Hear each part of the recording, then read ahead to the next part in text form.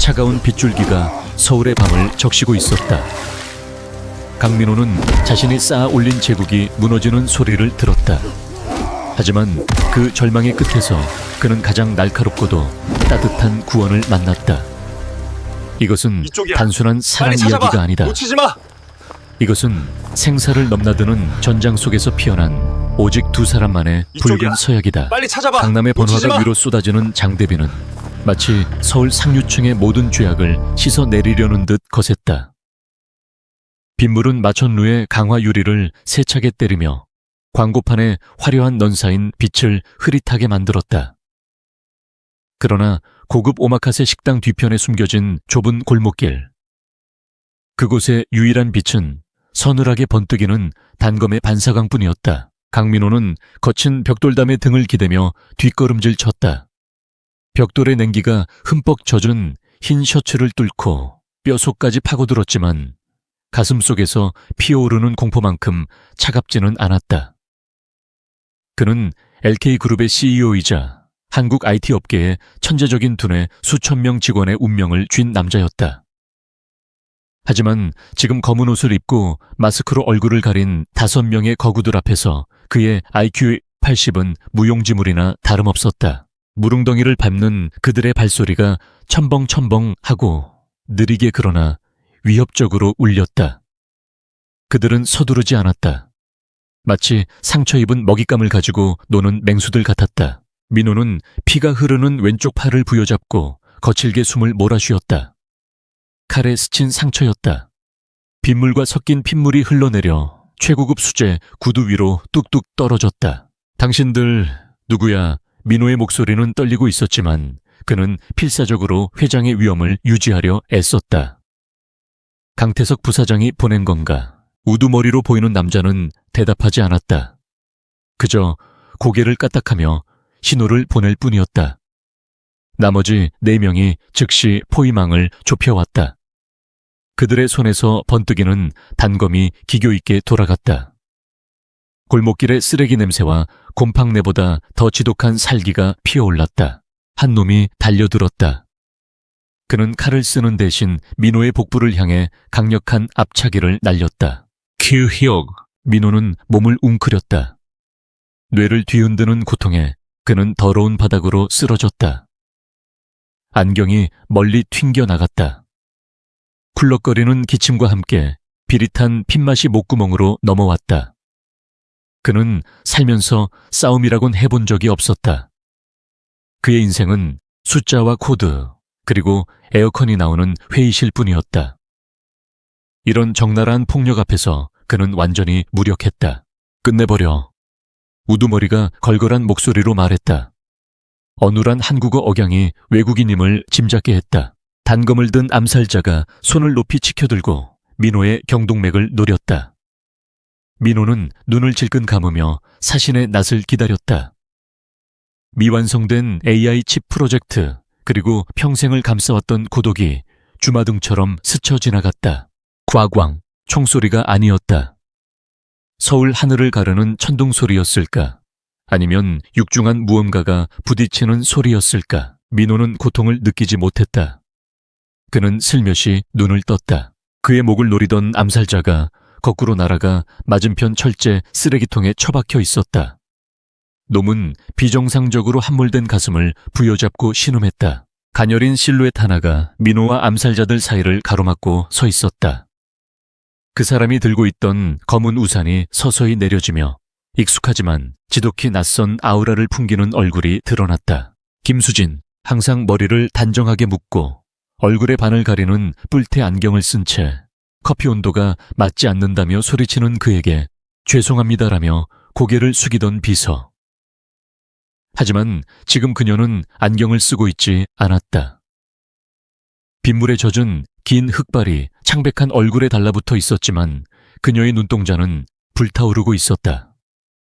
그녀의 손에 들린 것은 두꺼운 결제 서류나 태블릿 PC가 아닌 튼튼한 장우산이었다. 김, 비서, 민호가 쉰 목소리로 내뱉었다. 수진은 뒤를 돌아보지 않은 채 10월의 비보다 더 차가운 목소리로 나직하게 말했다. 대표님, 5걸음 뒤로 물러나세요. 피 보는 게 싫으시다면 눈을 감으시는 게 좋습니다.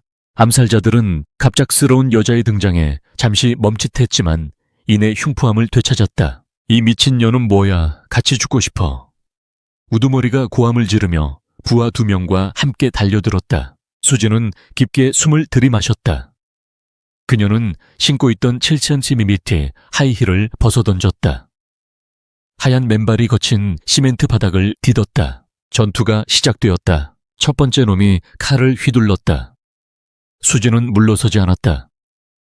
그녀는 믿을 수 없는 유연함으로 칼날을 간발의 차로 피한 뒤 우산대로 놈의 손목을 강타했다. 우두둑.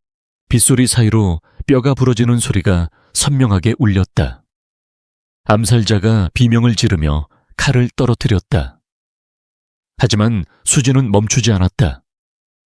그녀는 몸을 회전시키며 그 반동을 이용해 놈의 관자놀이에 정확한 돌려차기를 꽂아 넣으셨다. 놈은 모래주머니처럼 힘없이 쓰러졌다. 나머지 2명이 양쪽에서 덮쳐왔다. 한 명은 옆구리를, 다른 한 명은 등을 노렸다. 민호가 소리쳤다. 조심해. 수진이 우산을 펼쳤다. 파역. 검은 우산이 앞쪽 놈의 시야를 가렸다. 놈이 허공을 찌르는 사이 수진은 우산을 접으며 놈의 목을대를 우산 끝으로 찔러버렸다. 동시에 그녀는 상체를 뒤로 젖혀 뒤쪽에서 날아오는 칼을 피하며 2 손으로 땅을 짚고 뒤로 차는 스콜피온 킥을 날려 기습하려던 자의 턱을 가격했다. 모든 것이 10초도 걸리지 않았다. 3명의 암살자가 바닥에서 신음하고 있었다. 민호는 입을 다물지 못했다. 복부와 팔의 통증조차 잊었다. 빗속에서 거친 숨을 고르고 있는 저 여자가 오늘 아침 내 옷에 물을 쏟았던 그 덜렁대던 비서가 맞는가. 하지만 아직 우두머리와 다른 한 놈이 남아있었다. 우두머리는 군용 나이프를 꺼내 들었다. 그의 눈에 핏발이 섰다. 그는 이 여자가 평범하지 않다는 것을 직감했다. 합기도 아니면 태권도인가. 그가 으르렁거렸다. 수진은 대답하지 않았다. 그녀는 부러진 우산을 옆으로 던져버리고 천천히 셔츠 소매를 걷어올렸다. 가늘지만 단단한 근육이 잡힌 팔이 드러났다. 그녀는 자세를 낮추고 2 주먹을 가볍게 쥐었다. 그것은 유려함과 치명적인 기술이 혼합된 진짜 무술가의 자세였다. 대표님, 셋을 세면 큰 길로 뛰세요. 왼쪽으로 꺾으면 제 차가 있습니다. 수진이 놈들에게서 눈을 떼지 않은 채 빠르게 말했다. 난 널 두고 갈 수. 민호가 더듬거렸다. 다리에 납덩이를 매단 듯 움직일 수가 없었다. 뒤뛰이라고요. 그녀가 소리쳤다. 민호는 깜짝 놀라 움찔했다. 그녀가 누군가에게 하물며 자신에게 소리를 지르는 모습은 처음이었다. 우두머리가 달려들었다. 그는 부하들보다 훨씬 빠르고 위험했다. 그의 칼놀림은 날카롭고 교묘하게 급소만을 노렸다. 수진은 계속해서 뒤로 물러나며 방어해야 했다. 칼날이 수진의 셔츠 소매를 찢고 하얀 팔뚝에 붉은 선을 그었다. 민호는 그녀의 피를 보았다. 심장이 조여들었다. 고통스러우면서도 분노가 치밀어 오르는 기묘한 감정이었다. 무언가 하고 싶었지만 지금 끼어들었다간 오히려 짐만 될 뿐이라는 이성이 그를 붙잡았다. 수진은 이를 악물었다. 고통이 오히려 정신을 맑게 했다. 그녀는 발밑에 물웅덩이를 이용해 물을 걷어찼다. 튀어오른 빗물이 놈의 앞면을 강타하며 찰나의 순간 시야를 가렸다. 그 1초면 충분했다. 그녀는 놈의 품으로 파고들어 팔꿈치로 명치를 가격한 뒤 칼을 든 팔을 잡고 뒤로 꺾어버렸다. 관절이 어긋나는 소리가 건조하게 울렸다. 우두머리가 고통의 비명을 질렀지만 그는 본능적으로 머리를 써서 수진의 이마를 들이받았다. 2 사람은 비틀거리며 떨어졌다. 수진의 이마에서 피가 흘러내려 빗물과 섞인 채 입가로 흘러들었다. 짭짤했다. 수진이 휘청거리는 틈을 타남아있던 마지막 한 놈이 민호의 뒤로 몰래 다가가 칼을 치켜들었다. 죽어라, 재벌놈. 민호는 자신에게 날아오는 칼날을 멍하니 바라보았다. 반사적으로 팔을 들어 막으려 했다. 하지만 늦었다. 그때 검은 그림자가 스쳐 지나갔다. 수진이 초인적인 힘으로 몸을 날려 민호를 밀쳐냈다. 푹! 칼날은 민호의 심장 대신 수진의 왼쪽 어깨에 깊숙이 박혔다. 아! 수진의 비명이 빗소리를 찢었다. 하지만 그녀는 쓰러지지 않았다. 남은 한 손으로 놈의 손목을 꽉 움켜쥐었다. 그녀의 눈동자가 무섭게 번득였다. 그녀는 자신의 어깨에 박힌 칼을 스스로 뽑아냈다. 그것은 미치도록 잔혹한 행동이었다. 그리고 그대로 그 칼을 놈의 허벅지에 꽂아버렸다. 놈이 비명을 지르며 나가떨어지자 수진은 강력한 훅을 놈의 턱에 날려 기절시켰다. 골목은 다시 정적에 휩싸였다. 빗소리만이 요란했다. 수진이 비틀거리더니 한쪽 무릎을 꿇었다. 왼쪽 어깨에서 피가 솟구쳐 흰 셔츠를 붉게 물들였다. 민호는 허둥지둥 그녀에게 기어갔다. 수십억 달러의 계약을 눈 하나 깜짝 않고 체결하던 냉철한 CEO는 온데간데 없고 겁에 질린 어린아이처럼 떨고 있었다. 김 비서 수진 씨, 괜찮아. 세상에 피가 너무 많이 나. 민호는 자신의 명품 실크 넥타이를 풀어 그녀의 상처를 지혈하려 애썼다. 그의 손은 그녀의 따뜻하고 끈적한 피로 범벅이 되었다. 수진이 고개를 들어 그를 보았다. 얼굴은 창백했지만 입가에는 희미한 미소가 걸려 있었다. 평소의 깍듯함은 사라지고 안타까울 만큼 강인한 의지만이 남아 있었다. 대표님, 응급처치 실력이 형편없으시네요. 그녀가 헐떡이며 말했다. 다음부턴 그렇게 멍하니 서 있지 마세요. 알았으니까 말하지 마. 민호는 울먹였다. 빗물과 눈물이 뒤섞여 뺨을 타고 흘렀다. 직원을 앞에 두고 우는 건 처음이었다. 병원으로 가자. 안 돼요. 병원은 안 돼요. 수진이 그의 손목을 꽉 잡았다. 손톱이 살을 파고들었다. 병원은 위험해요. 경찰도 믿을 수 없어요. 우린 북쪽으로 가야 해요. 말을 마친 그녀는 그의 품으로 쓰러졌다. 멀리서 경찰차 사이렌 소리가 들려왔다. 하지만 민호는 알았다. 저건 구조대가 아니라 적들이 보낸 청소부일 수도 있다는 것을. 그는 자신의 품에 안긴 작은 여자를 내려다보았다. 자신 같은 쓸모없는 놈을 지키기 위해 목숨을 건 여자. 민호의 내면에서 기이한 힘이 솟구쳤다. 그는 이를 악물고 수진을 안아 올렸다. 그녀는 깃털처럼 가벼웠다. 그는 빗속을 뚫고 수진이 알려준 구석에 주차된 낡은 검은색 세단을 향해 뛰었다. 그녀를 뒷좌석에 눕히고 시동을 걸었다. 엔진이 거칠게 울부짖었다. 민호는 가속 페달을 밟았다. 차는 빗속을 뚫고 질주하며 차가운 바닥에 번진 핏자국을 뒤로하고 어둠 속으로 사라졌다. 백미러를 통해 뒤쫓아오는 검은 차량들의 헤드라이트 불빛이 보였다. 민호는 핸들을 쥔 손에 피가 통하지 않을 정도로 힘을 주었다. 오늘 밤 강민호는 죽었다. 지금 운전대를 잡고 화려한 서울을 도망치는 남자는 그저 자신의 여자를 지키려는 한 수컷일 뿐이었다. 도주는 이제 막 시작되었다. 사건 발생 12시간 전 서울 강남 LK타워 42층 강민호의 집무실은 거대한 수족관 같았다. 사방이 통유리로 되어 있어 서울 시내가 한눈에 내려다 보였지만 그 안의 공기는 언제나 서늘하게 정체되어 있었다. 민호는 책상 위에 놓인 작은 실리콘 조각을 집어들었다. 손톱만 한 크기의 이 칩이 바로 판도라였다. 기존의 반도체 성능을 수백 배 뛰어넘는 스스로 학습하고 진화하는 차세대 AI 칩. 이것은 LK그룹의 미래이자 대한민국 IT 산업의 혁명이었다. KOP입니다, 대표님.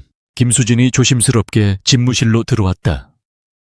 그녀는 두꺼운 뿔테 안경을 코끝에 걸친 채 쟁반을 든 손을 미세하게 떨고 있었다. 민호는 미간을 찌푸리며 찻잔을 입에 댔다가 이내 내려놓았다. 김 비서, 내가 말했지. 에스프레소는 85도. 이건 82도야.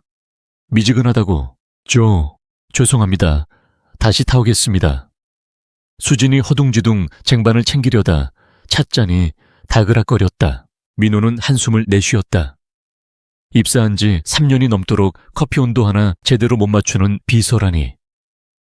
하지만 그녀를 해고하지 않은 이유는 단 하나, 그녀가 타주는 믹스커피 맛이 묘하게 어머니가 타주던 것과 닮았기 때문이었다.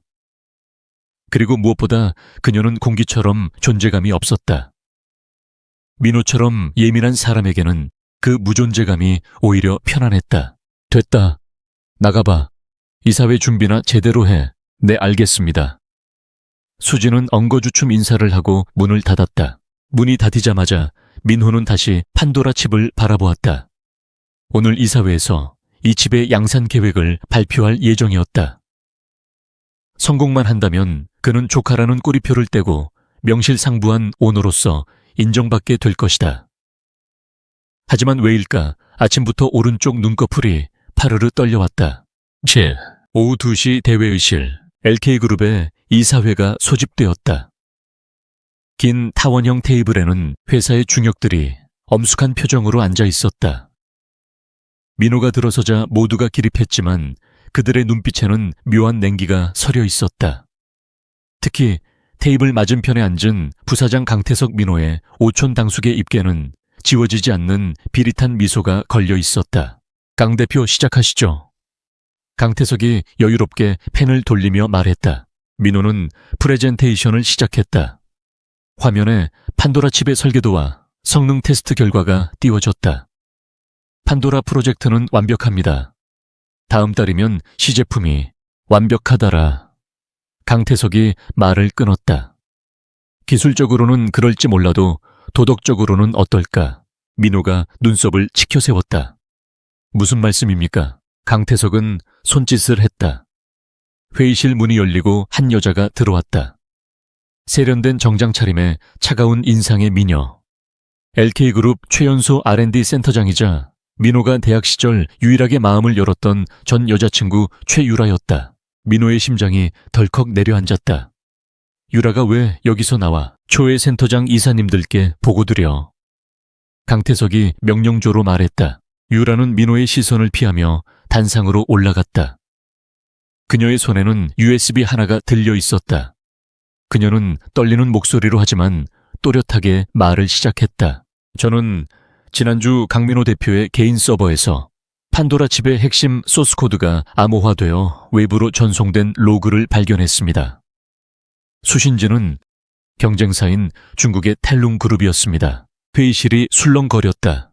이사들이 경악하며 민호를 노려보았다. 뭐라고? 민호가 자리를 박차고 일어났다. 최유라, 너 지금 무슨 소리를 하는 거야? 내가 기술을 유출했다고 미쳤어. 증거는 여기 있습니다.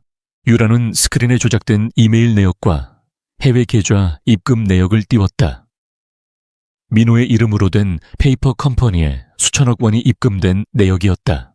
거짓말이야. 저건 조작된 거야. 민호가 소리쳤지만 그의 목소리는 이사들의 비난 섞인 고성에 묻혔다. 강민호, 강태석이 책상을 쾅 내리쳤다. 선대 회장님이 남기신 회사를 내 놈이 팔아먹으려 해. 내 아버지가 그렇게 돌아가시더니 너도 똑같은 길을 걷는구나. 아버지. 민호의 영린이었다. 그의 얼굴이 분노로 붉게 달아올랐다. 그는 유라를 보았다. 그녀는 고개를 숙인 채 입술을 깨물고 있었다. 그녀가 자신을 배신했다는 사실이 횡령 혐의보다 더 뼈아프게 가슴을 찔렀다. 보안팀 들어와. 강태석의 고함과 함께 회의실 문이 열리고 건장한 보안 요원들이 들이닥쳤다. 그들은 평소의 보안팀이 아니었다. 낯선 얼굴들, 험악한 기세. 강태석이 미리 심어둔 사설 용역들이었다. 강민호 대표를 산업 스파이 및 업무상 배임 혐의로 긴급 체포한다. 이사회는 즉시 그의 대표직 직무 정지를 가결한다. 이거 놔난 짓지 않았어. 민호가 저항했지만 2명의 거구가 그의 팔을 꺾었다. 무력했다.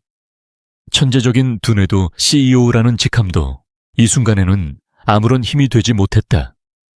그는 개처럼 끌려나갈 처지였다.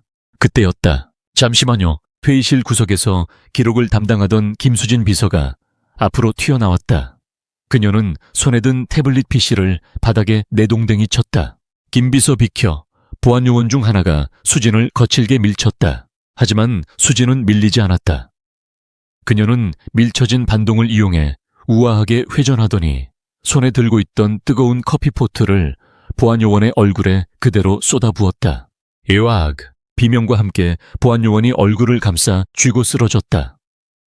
회의실은 순식간에 아수라장이 되었다. 이사들은 비명을 지르며 테이블 밑으로 숨었다. 뭐야, 전연 잡아. 강태석이 당황하여 소리쳤다. 나머지 보안 요원 넷이 수진을 향해 달려들었다. 민호는 눈을 질끈 감았다. 저 연약한 김비서가 무슨 짓을 하려는 건가. 그러나 눈을 떴을 때 그가 본 것은 춤을 추듯 움직이는 수진의 모습이었다. 그녀는 달려오는 남자의 넥타이를 잡아당겨 중심을 무너뜨리고 무릎으로 명치를 가격했다. 이어 옆에서 뻗어오는 주먹을 고개만 까딱해 피한 뒤 볼펜을 쥐고 놈의 손등을 찍어버렸다. 동작 하나하나가 군더더기 없이 깔끔했다. 살상보다는 제압에 특화된 철저히 계산된 움직임. 수진은 멍하니 서 있는 민호의 멱살을 잡았다. 평소에 어리버리한 눈빛은 사라지고 먹이를 노리는 매의 눈빛만이 번뜩였다. 대표님, 정신 차리세요. 지금부터 제 지시에 따르지 않으면 죽습니다. 김, 비서, 설명은 나중에 해요. 3번 엘리베이터는 차단됐어요. 비상계단으로 갑니다. 수진은 민호의 손을 잡고 달리기 시작했다. 복대는 이미 강태석이 깔아놓은 용역들이 득실거렸다. 저기 이따 잡아. 복도 끝에서 쇠파이프를 든 남자들이 달려왔다. 민호는 다리가 풀릴 뻔했다. 하지만 수진은 멈추지 않았다. 그녀는 복도에 놓인 소화기를 집어들더니 안전핀을 뽑고 바닥에 굴렸다. 비슈! 하얀 분말 가루가 복도를 가득 채우며 시야를 차단했다. 숙여요. 수진이 민호의 머리를 누르며 낮은 자세로 연기 속을 뚫고 지나갔다. 기침소리와 욕설이 뒤엉킨 혼란 속에서 그녀는 민호를 이끌고 비상구 문을 발로 차서 열었다. 계단을 뛰어 내려가는 동안에도 추격은 계속되었다. 42층에서 1층까지 그것은 지옥의 마라톤이었다. 중간중간 튀어나오는 적들을 수진은 닥치는 대로 쓰러뜨렸다. 계단 난간을 이용한 공중제비 넥타이를 이용한 조르기 하이힐 굽을 이용한 급소가격. 민호는 자신이 알던 세상이 무너지고 새로운 야생의 세계가 열리는 것을 목격했다. 겨우 1층 로비에 도달했을 때 민호는 숨이 턱까지 차올랐다. 이제 어떡하지? 정문은 막혔을 거야. 후문 주차장 쪽도 이미 포위됐습니다. 수진이 안경을 벗어 주머니에 넣으며 말했다. 땀에 젖은 그녀의 옆모습은 낯설 만큼 아름답고 비장했다. 개구멍으로 갑니다. 개구멍. 직원용 식당 뒤편에 쓰레기 배출구가 있습니다. 그리로 나가면 오마카세 식당 뒷골목과 연결됩니다. 그들은 주방을 가로질러 냄새나는 쓰레기장으로 나왔다.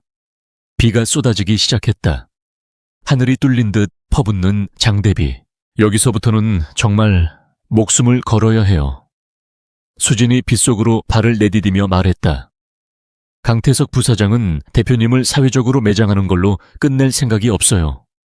아까 놈들의 눈빛을 보셨죠? 그건 살인 청부업자들의 눈이에요. 민호는 덜덜 떨리는 손으로 젖은 머리카락을 쓸어 넘겼다. 불과 1시간 전만 해도 그는 이 나라 최고의 CEO였다.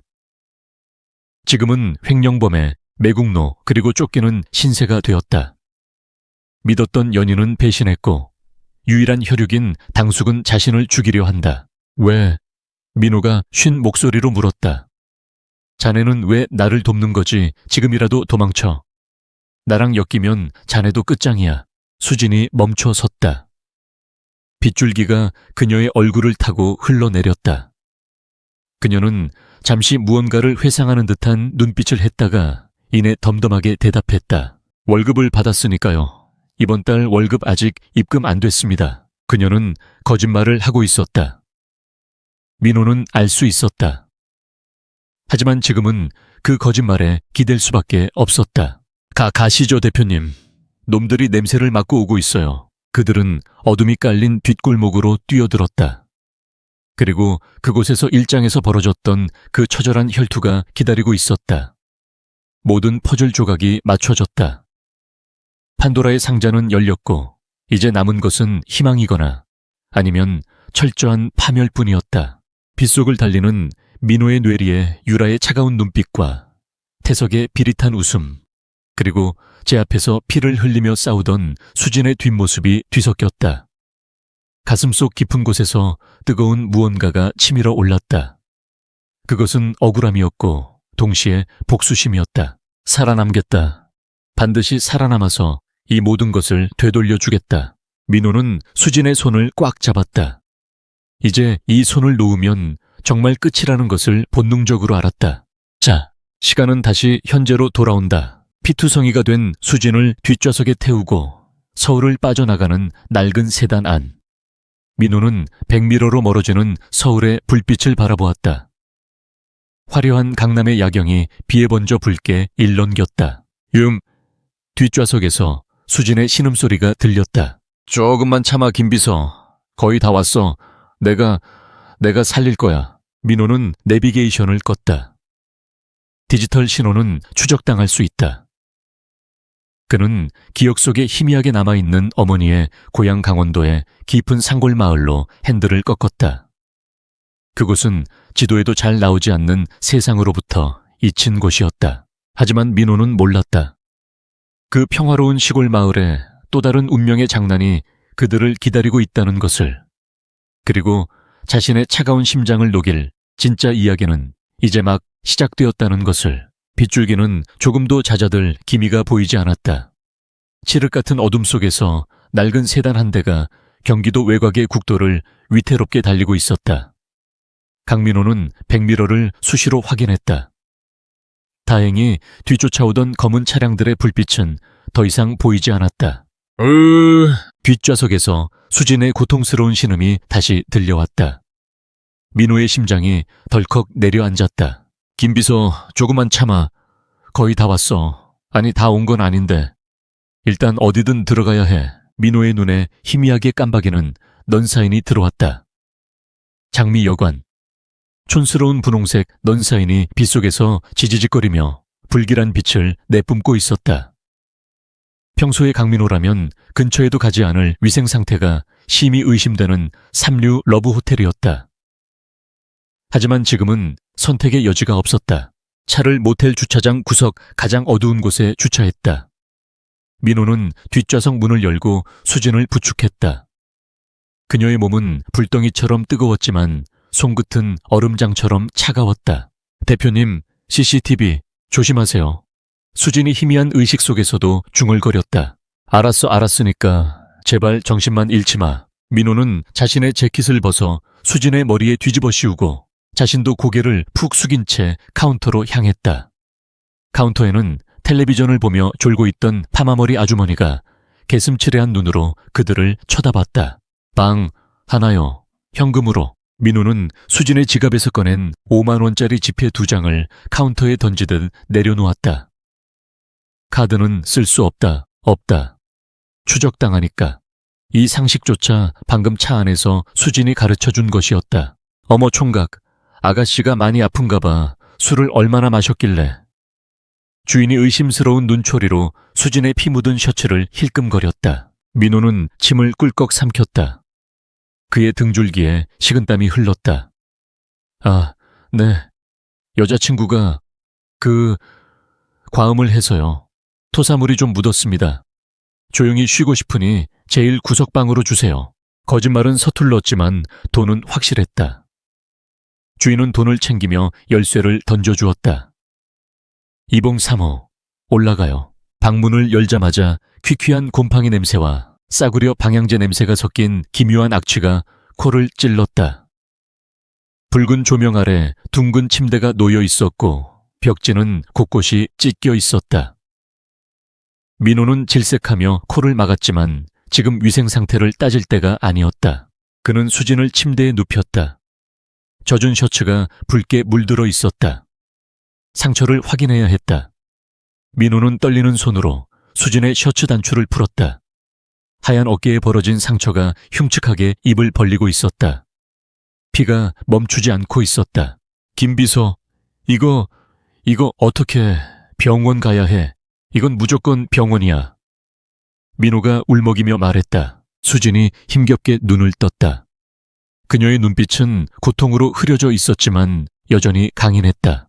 편의점 아까 올 때 봤죠? 가서 사오세요. 소독약 붕대, 그리고 바늘이랑 실 라이터. 바늘이랑 실, 그걸로 뭘 하려고. 개개괴매하죠. 안 그러면 과다출혈로 죽어요. 뭐 미쳤어. 여기서 마취도 없이 살을 꿰맨다고. 그럼 제가 할까요? 수진이 피식 웃으려다 기침을 했다. 피 섞인 기침이었다. 대표님 IQ가 180이라면서요. 바느질은 패턴 인식과 공간지각 능력이면 충분해요. 빨리요. 민호는 입술을 깨물었다. 욕지기가 치밀어 올랐지만 그녀의 말이 맞았다. 그는 미친 듯이 방을 뛰쳐나갔다. 바로 10분 후 민호는 헐레벌떡 방으로 돌아왔다. 그의 손에는 검은 비닐봉지가 들려 있었다. 수진은 상반신을 탈의한 채 욕실에 앉아 있었다. 거울에 비친 그녀의 등에는 크고 작은 흉터들이 무수히 많았다. 칼자국 화상, 자국 총상으로 보이는 흉터까지. 민호는 숨을 멈췄다. 도대체 이 여자는 어떤 삶을 살아온 것일까? 고작 20대 중반의 비서가 가질 수 있는 몸이 아니었다. 뭘 그렇게 봐요. 빨리 시작해요. 수진이 거울을 통해 민호를 보며 말했다. 민호는 떨리는 손으로 소독약을 상처에 부었다. 수진이 고통에 몸을 비틀며 신음했다. 그 소리에 민호의 손이 더 심하게 떨렸다. 죄송해. 많이 아프지? 괜찮아요. 빨리 바늘 소독하고. 민호는 라이터 불에 바늘을 달구었다. 붉게 달아오른 바늘 끝을 보며 그는 현기증을 느꼈다. 그는 수십조 원의 자산을 운용하고 복잡한 코드를 짜는 사람이었지만 사람의 살을 찌르는 건 차원이 다른 공포였다. 할 수 있어요. 그냥 찢어진 옷을 기운다고 생각해요. 수진이 이를 악물며 격려했다. 옷은 아프다고 비명을 안 지르잖아. 민호가 소리쳤다. 저도 안 지를게요. 그러니까 제발. 민호는 심호흡을 했다. 눈앞의 상처를 데이터로 치환하려 애썼다. 찢어진 피부 조직 A와 B를 연결한다. 최단 거리 알고리즘, 장력 유지. 그는 떨리는 손을 억지로 진정시키며 첫 번째 바늘을 찔러 넣었다. 수진의 몸이 펄쩍 튀어 올랐다. 그녀는 수건을 입에 물고 비명을 삼켰다. 민호의 이마에서 땀이 비오듯 쏟아졌다. 한 땀 두 땀. 서툴고 삐뚤빼뚤했지만 상처는 조금씩 닫혀갔다. 영원 같은 30분이 지났다. 났어. 민호가 바닥에 주저앉았다. 온몸에 힘이 빠져나갔다. 수진은 거울을 통해 엉성하게 꿰매진 상처를 확인했다. 생각보다 소질 있으시네요. 프랑스 자수 배우셔도 되겠어요. 그녀는 농담을 던졌지만 얼굴은 창백했다. 민호가 사온 붕대를 감아주자 그녀는 그제야 침대에 쓰러지듯 누웠다. 긴장이 풀리자 다른 본능이 깨어났다. 배가 고팠다. 배고프죠? 수진이 물었다. 아니, 난 생각 없어. 꼬르륵. 민호의 배가 주인의 의사와 상관없이 요란하게 울렸다. 민호의 얼굴이 홍당무처럼 빨개졌다. 봉지에 컵라면 있어요. 물 부어 드세요.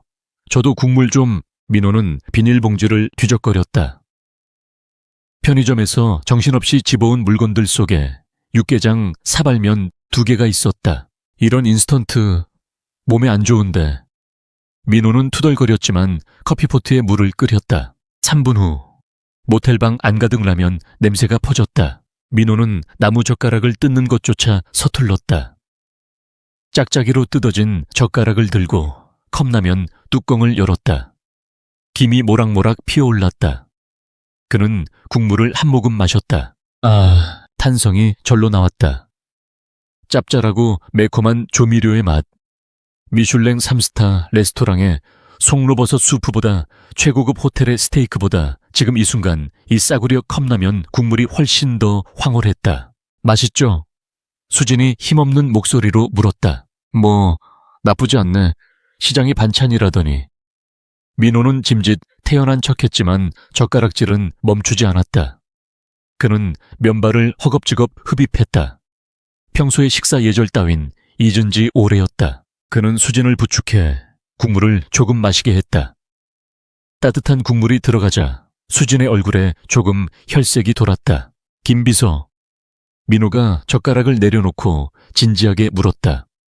대체 정체가 뭐야? 아까 그 무술 실력도 그렇고 그 흉터들도 그렇고 평범한 비서가 아니잖아. 수진은 천장을 바라보았다. 낡은 형광등 주위로 파리 한 마리가 빙빙 돌고 있었다. 아버지가 태권도 관장이셨어요. 어릴 때부터 도장에서 살았죠. 태권도 관장이 딸을 인간 병기로 키우나. 그리고 아까 놈들이 말하던 합기도나 칼 쓰는 법은 세상이 험하니까요. 수진은 짧게 대답하고는 시선을 피했다. 그리고 대표님 같은 재벌들은 저기 많잖아요. 보너스 받는 셈치고 익혀둔 거예요. 교진말. 민호는 단호했다. 아까 놈들이 널 보고 놀라지 않았어. 오히려 널 아는 눈치였지.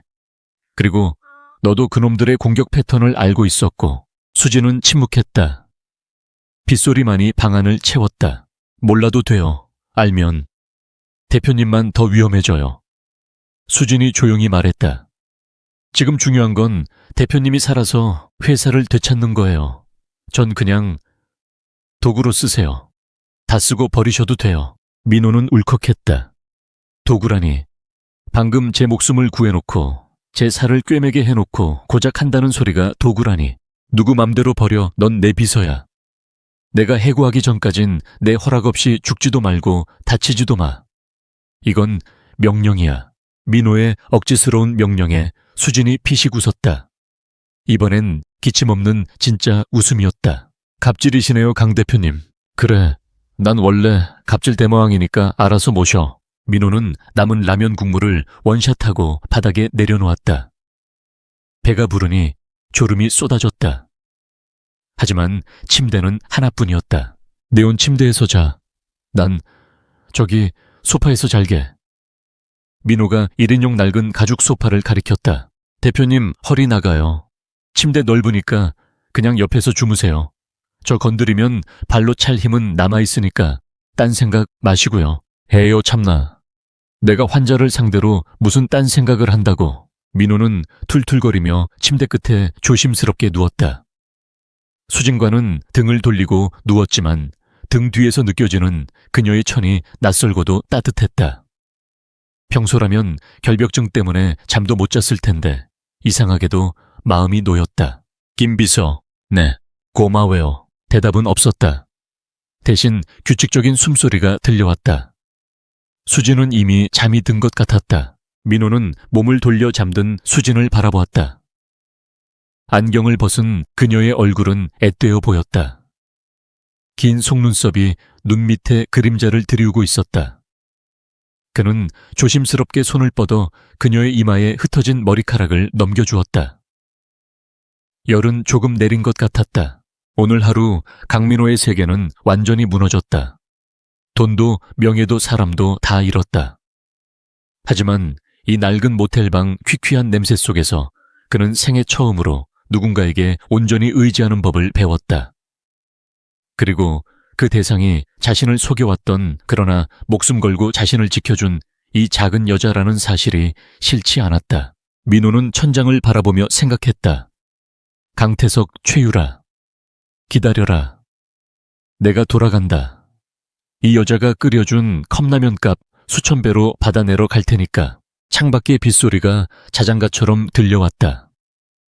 도망자들의 첫날 밤은 그렇게 저물어갔다. 강원도 정선 해발 800m 고지.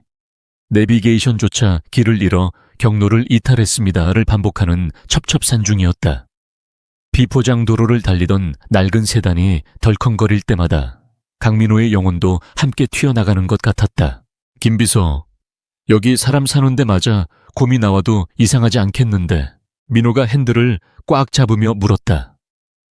그의 명품 수트는 이미 꼬질꼬질해져 있었고 턱에는 거뭇한 수염 자국이 올라와 있었다. 조수석에 앉은 수진은 창밖의 풍경을 살피며 담담하게 대답했다. 곰은 안 나오지만 곰보다 무서운 분이 계시죠? 거의 다 왔어요. 저기 파란 지붕 보이시죠? 수진이 가리킨 곳에는 산자락에 안기듯 자리 잡은 소박한 한옥 한 채가 있었다. 마당에는 고추가 빨갛게 말려지고 있었고 굴뚝에서는 하얀 연기가 피어오르고 있었다. 평화롭다 못해 시간이 멈춘 듯한 풍경이었다. 차가 마당에 들어서자마자 집채만한 누런 개 한 마리가 컹컹 짖으며 달려나왔다. 애왁, 저리가 물지마. 민호가 기겁하며 차 문을 잠갔다. 돌돌아 앉아 수진이 차에서 내리며 소리쳤다. 놀랍게도 맹수 같던 개는 수진의 목소리를 듣자마자 꼬리를 프로펠러처럼 흔들며 배를 뒤집어 깠다. 수진은 개의 머리를 쓰다듬어주고는 민호를 향해 손짓했다. 내리세요. 물지 않아요. 대표님보다 서열이 낮다는 걸 본능적으로 아는 거죠. 뭐 내가 걔보다 서열이 낮다고. 민호가 투덜거리며 차에서 내리려는 순간 방문이 벌컥 열리며 우레 같은 고함 소리가 터져 나왔다. 어떤 놈이 남의 집 마당에 쇠덩이를 들이밀어 런닝셔츠 차림에 몸빼 바지를 입은 건장한 노인이 마루로 뛰쳐나왔다.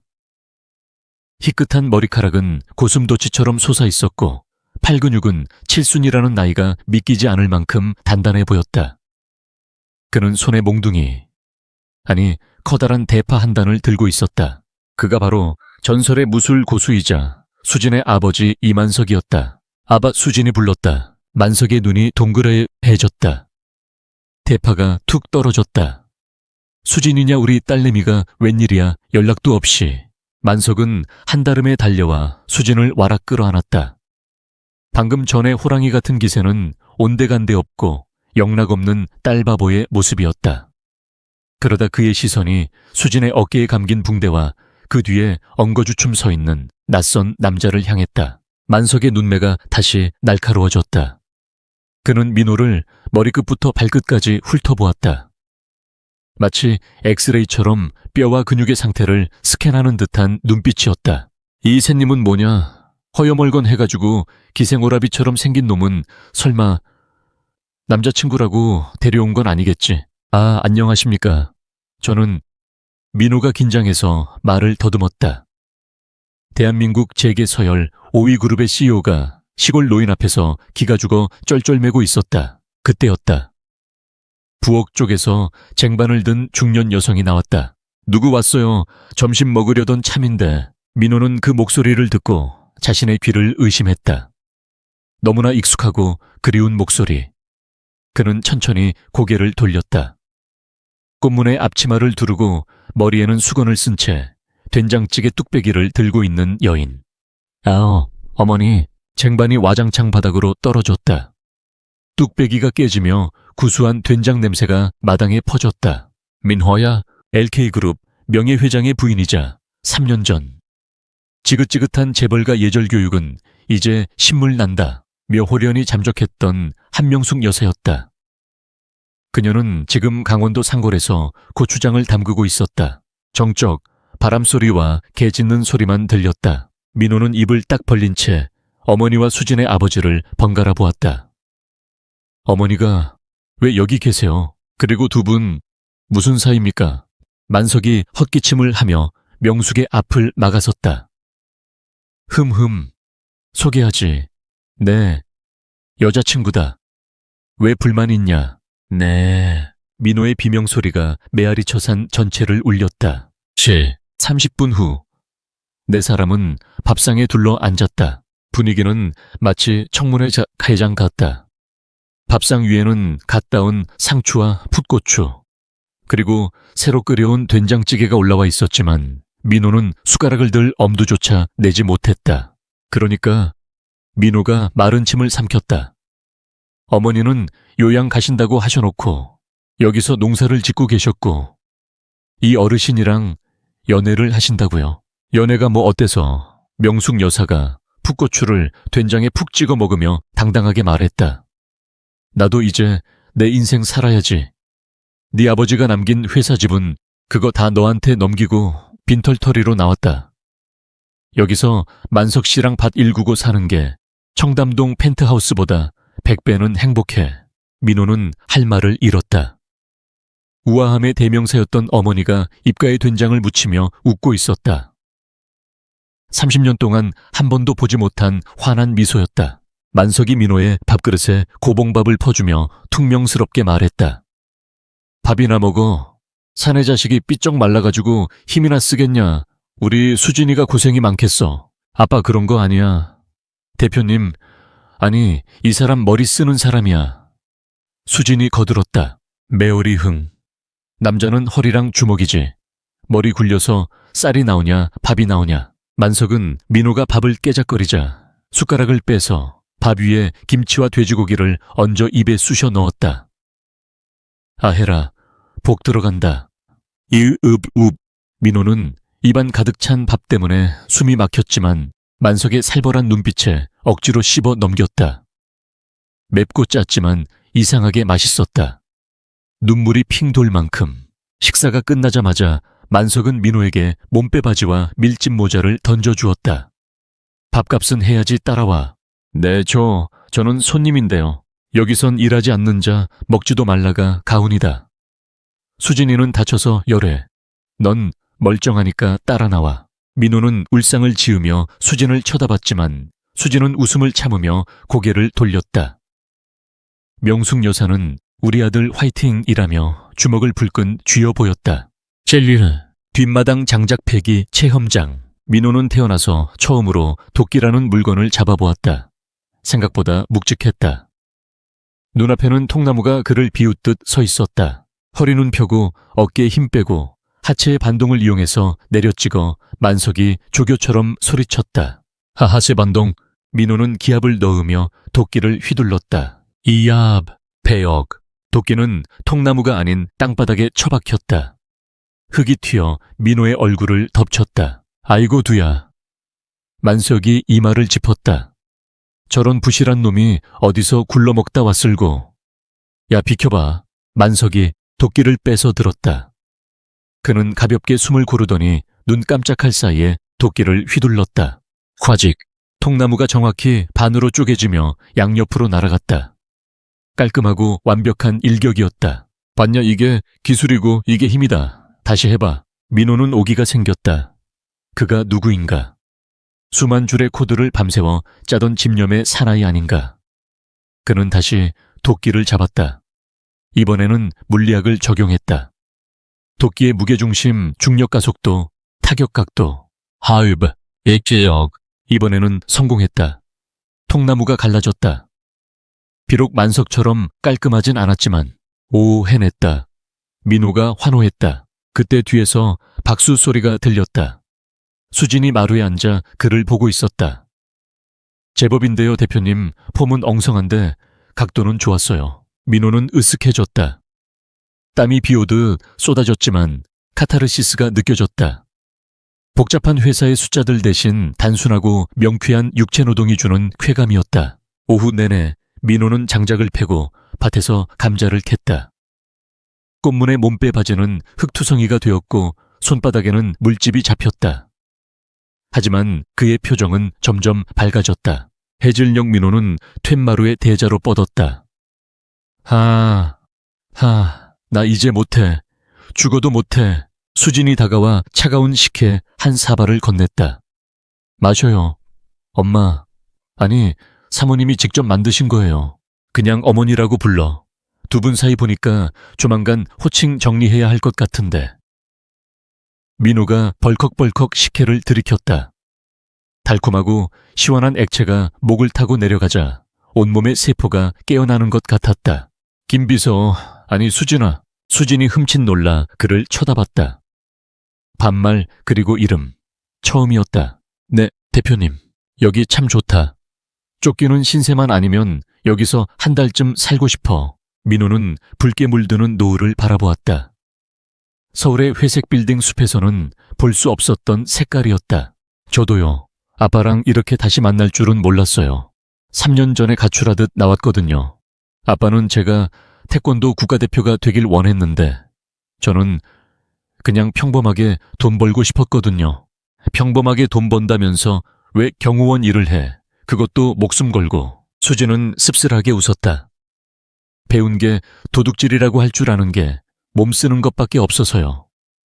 그리고 누군가를 지키는 일이 생각보다 적성에 맞더라고요. 누군가의 방패가 되어준다는 거 멋지잖아요. 민호는 물끄러미 그녀의 옆 얼굴을 바라보았다. 석양빛을 받은 그녀의 얼굴은 따뜻하고 아름다웠다. 그녀의 말 한마디 한마디가 가슴에 박혔다. 누군가의 방패. 그녀는 이미 자신의 방패였다. 몇 진에 내 방패. 민호가 중얼거렸다. 수진의 얼굴이 살짝 붉어졌다. 방패 아니고 비서거든요. 월급이나 제때 주세요. 그날 밤 시골의 밤은 칠흑처럼 어두웠다. 하지만 하늘에는 서울에서는 상상도 못할 만큼 많은 별이 쏟아지고 있었다. 민호와 만석은 평상에 마주 앉아 막걸리를 마시고 있었다. 잔에 술 좀 하나. 만석이 투박한 사발을 내밀었다. 조금 합니다. 와인이나 위스키 주로 마시지만 앵콘 술은 놈.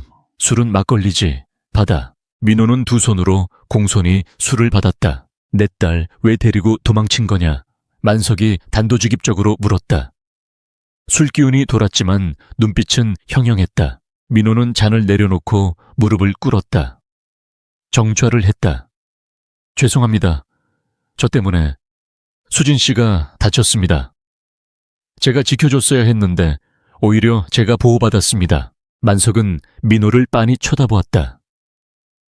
변명하지 않고 솔직하게 인정하는 태도가 꽤 마음에 든 눈치였다. 알면 됐다.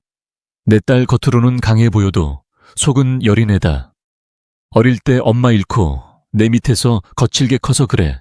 자네가 책임져. 내 자의 책임을 결혼하라는 소리가 아니고 이놈의 자식이 김칫국을 항아리째 마시네. 끝까지 안전하게 지키라고. 다시는 다치게 하지 말고. 만약 또 수진이 몸에 생채기 하나라도 나면 그땐 내 손에 죽을 줄 알아라. 만석이 옆에 있던 장작을 한 손으로 우지끈 부러뜨렸다. 명심하겠습니다. 민호가 군대 신병처럼 대답했다. 그 시각 방 안에서는 명숙과 수진이 이불을 펴고 있었다. 우리 민호 많이 변했지? 명숙이 웃으며 물었다. 네, 아내.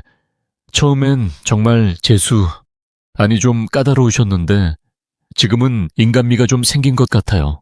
그 녀석 어릴 때부터 외로움을 많이 탔어. 아버지는 일밖에 몰랐고 나는 내 사교계 생활하느라 바빴지. 겉으로는 차가워 보여도 누군가의 온기를 그리워하는 아이야. 수진 씨가 곁에 있어서 다행이다. 명숙은 수진의 손을 꼭 잡았다. 거친 손이었다. 고맙다. 우리 아들 살려줘서. 그리고 앞으로도 부탁해. 수진은 명숙의 따뜻한 손길에 가슴이 뭉클해졌다. 어머니의 손길이란 이런 것일까? 걱정 마세요. 제가 목숨 걸고 지킬게요. 그날 밤 민호는 코를 심하게 고는 예비 장인어른 옆에서 잠을 설쳤다. 하지만 마음만은 편안했다.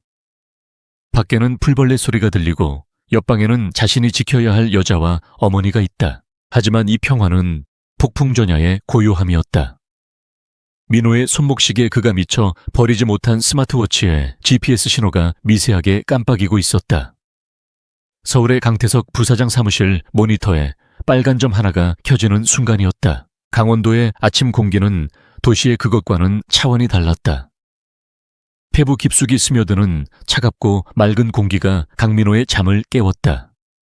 그는 뻐근한 허리를 두드리며 마당으로 나왔다. 마당 한가운데서 김수진이 수련을 하고 있었다.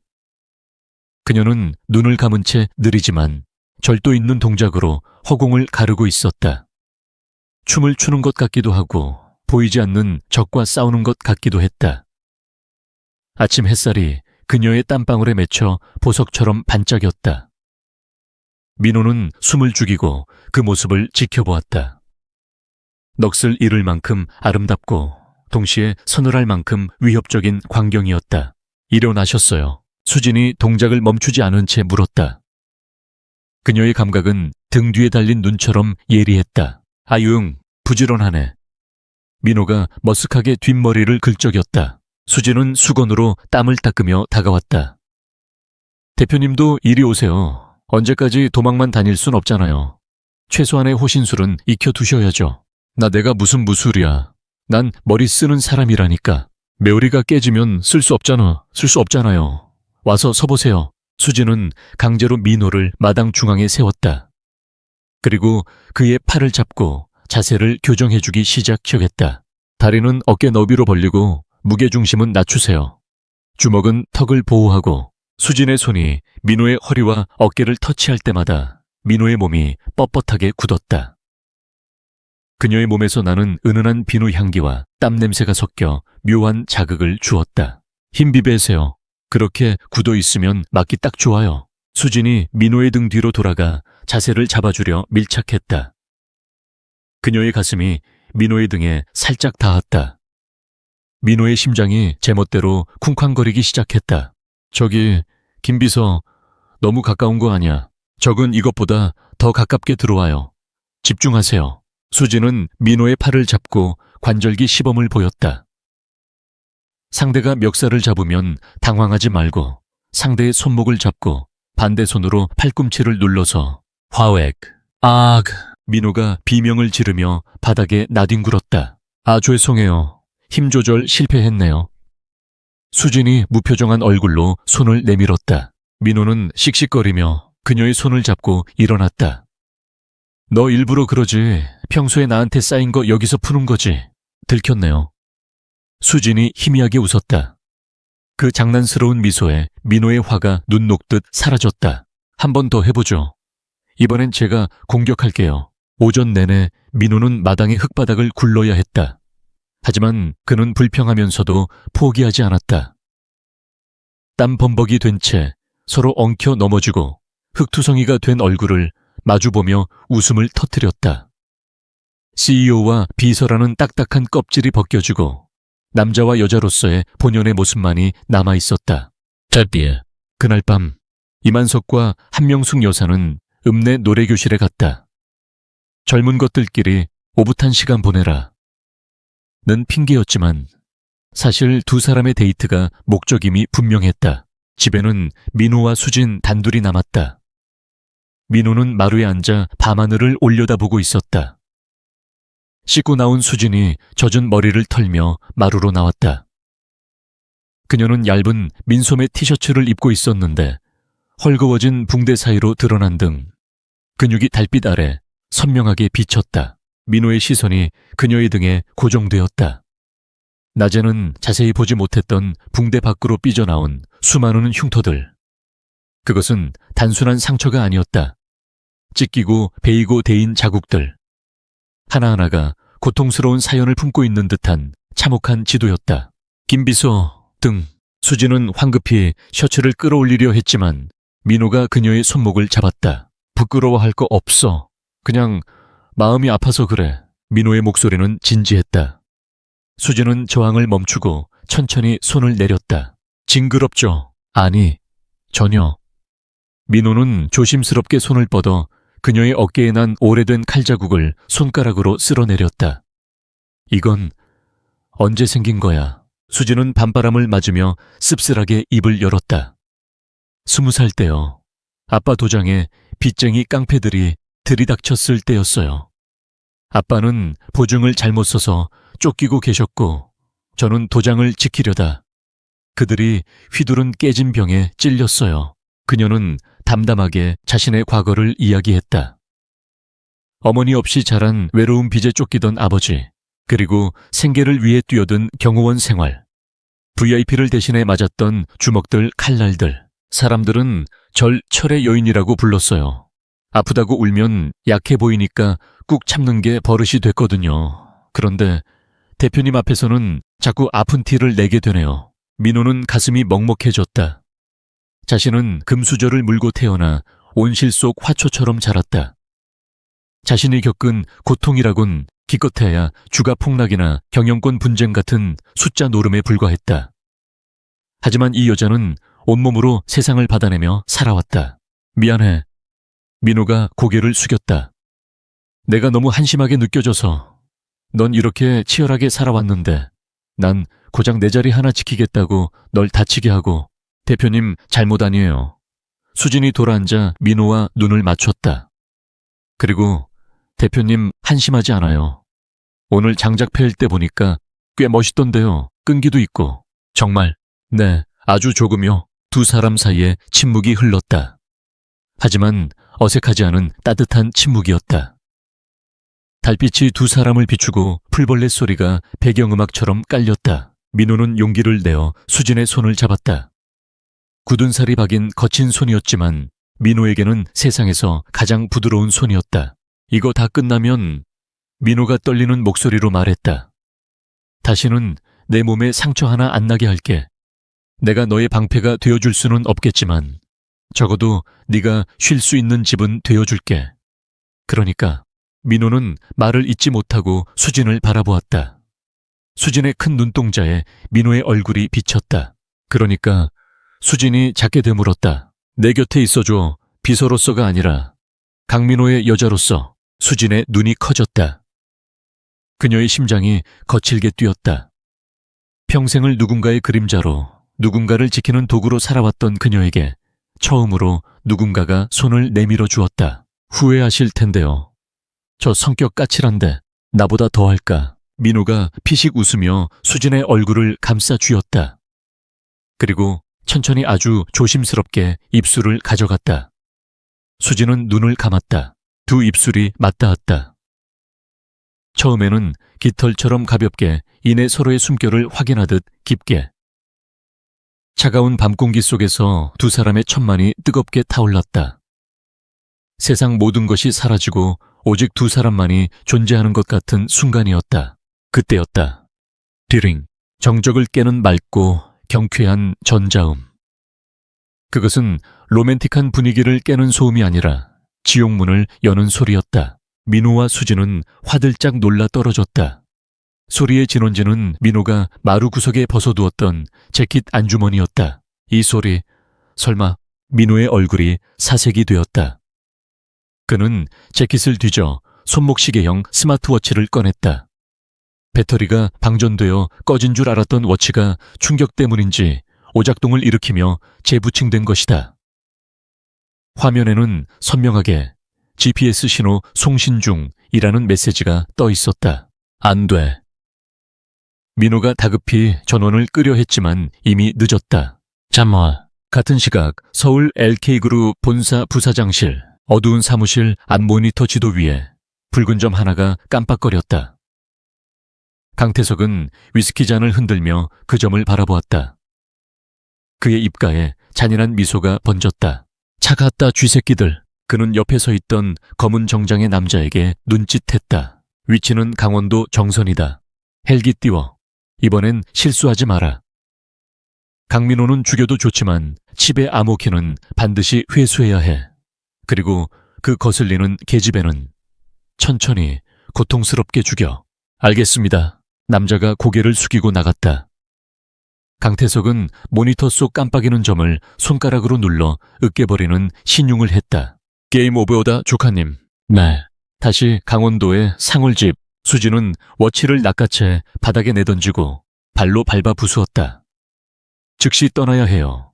신호가 잡혔으면 놈들이 헬기를 띄웠을 수도 있어요. 그녀의 눈빛은 방금 전에 수줍던 여자의 눈빛이 아니었다. 다시 냉철한 경호원의 눈빛으로 돌아와 있었다. 부모님은요? 노래교실 가셨잖아. 민호가 다급하게 물었다. 전화해볼게요. 수진이 핸드폰을 꺼내려던 찰나 멀리서 둔탁한 프로펠러 소리가 들려왔다. 두두두두두두. 산맥을 넘어오는 거대한 그림자. 군용 헬기는 아니었지만 충분히 위협적인 검은색 헬리콥터가 달빛을 가리며 다가오고 있었다. 그리고 마을 입구 쪽에서는 차량들의 헤드라이트 불빛이 뱀처럼 구불거리는 산길을 타고 올라오고 있었다. 벌써 민호가 절망적인 표정으로 중얼거렸다. 놈들이 작정하고 대기하고 있었던 거예요. 수진이 민호의 팔을 끌었다. 뒷산으로 뛰어야 해요. 집은 포위될 거예요. 하지만 어머니랑 아버지는 그때 수진의 핸드폰이 울렸다. 발신자는 아빠.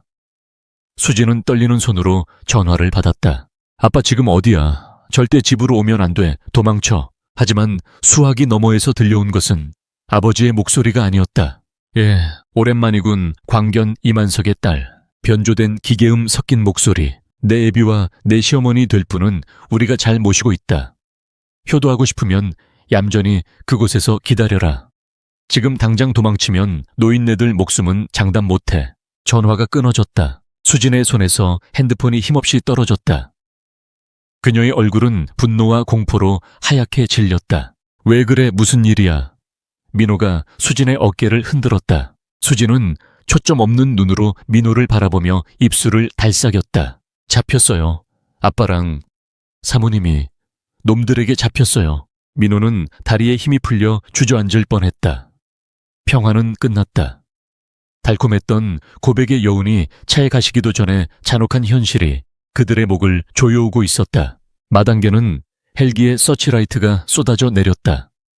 눈부신 빛 속에서 민호와 수진은 서로의 손을 꽉 잡았다.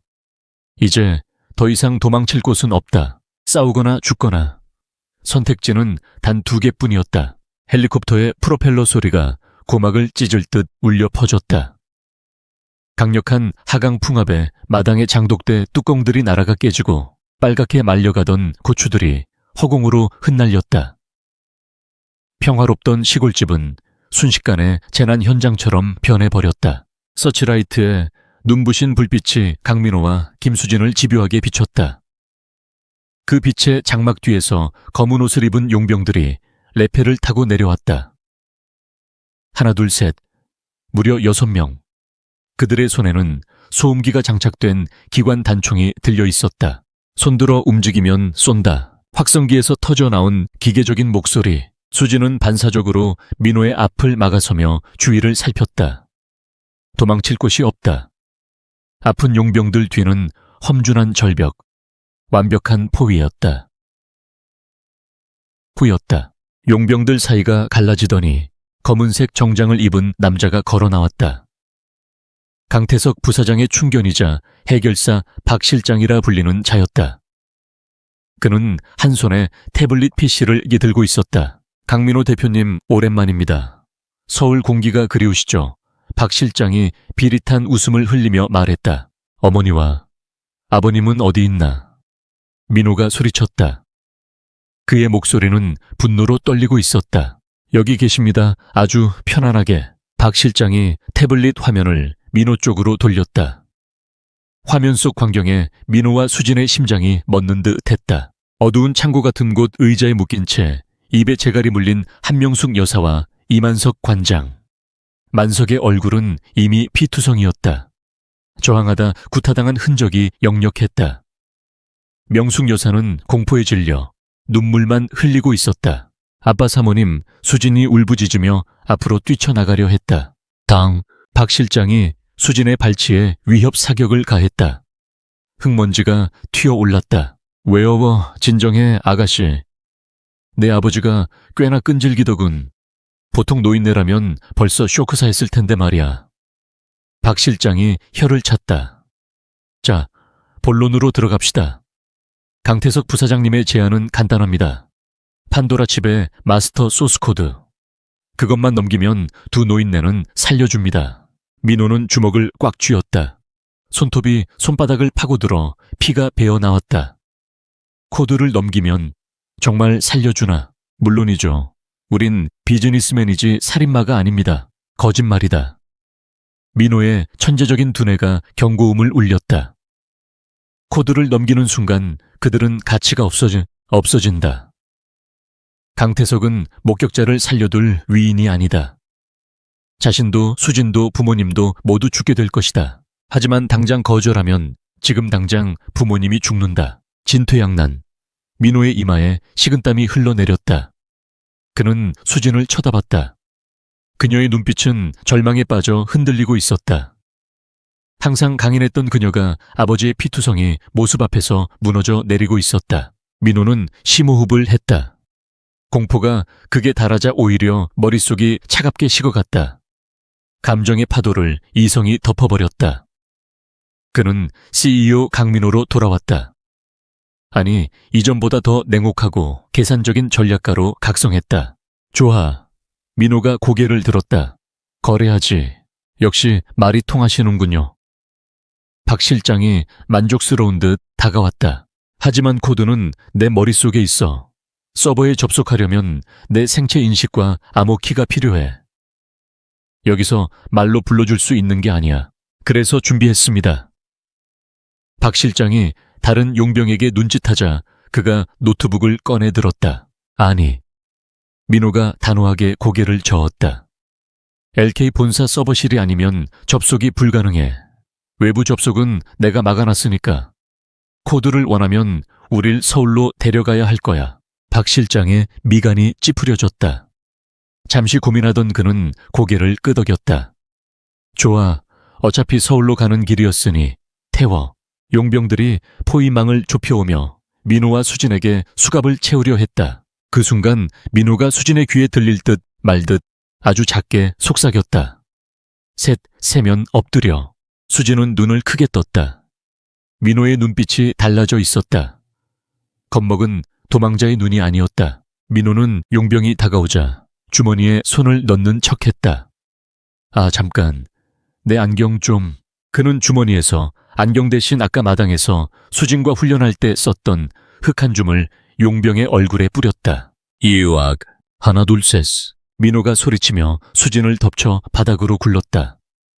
동시에 그는 마당 한 구석에 쌓여있던 낡은 LPG 가스통을 향해 수진의 라이터를 던졌다. 가스밸브는 이미 그가 대화 도중 몰래 발로 차서 미세하게 열어둔 상태였다. 쾅! 거대한 폭발음과 함께 불기둥이 치솟았다. 헬기의 하강풍이 가스를 사방으로 확산시켜 폭발력을 키웠다.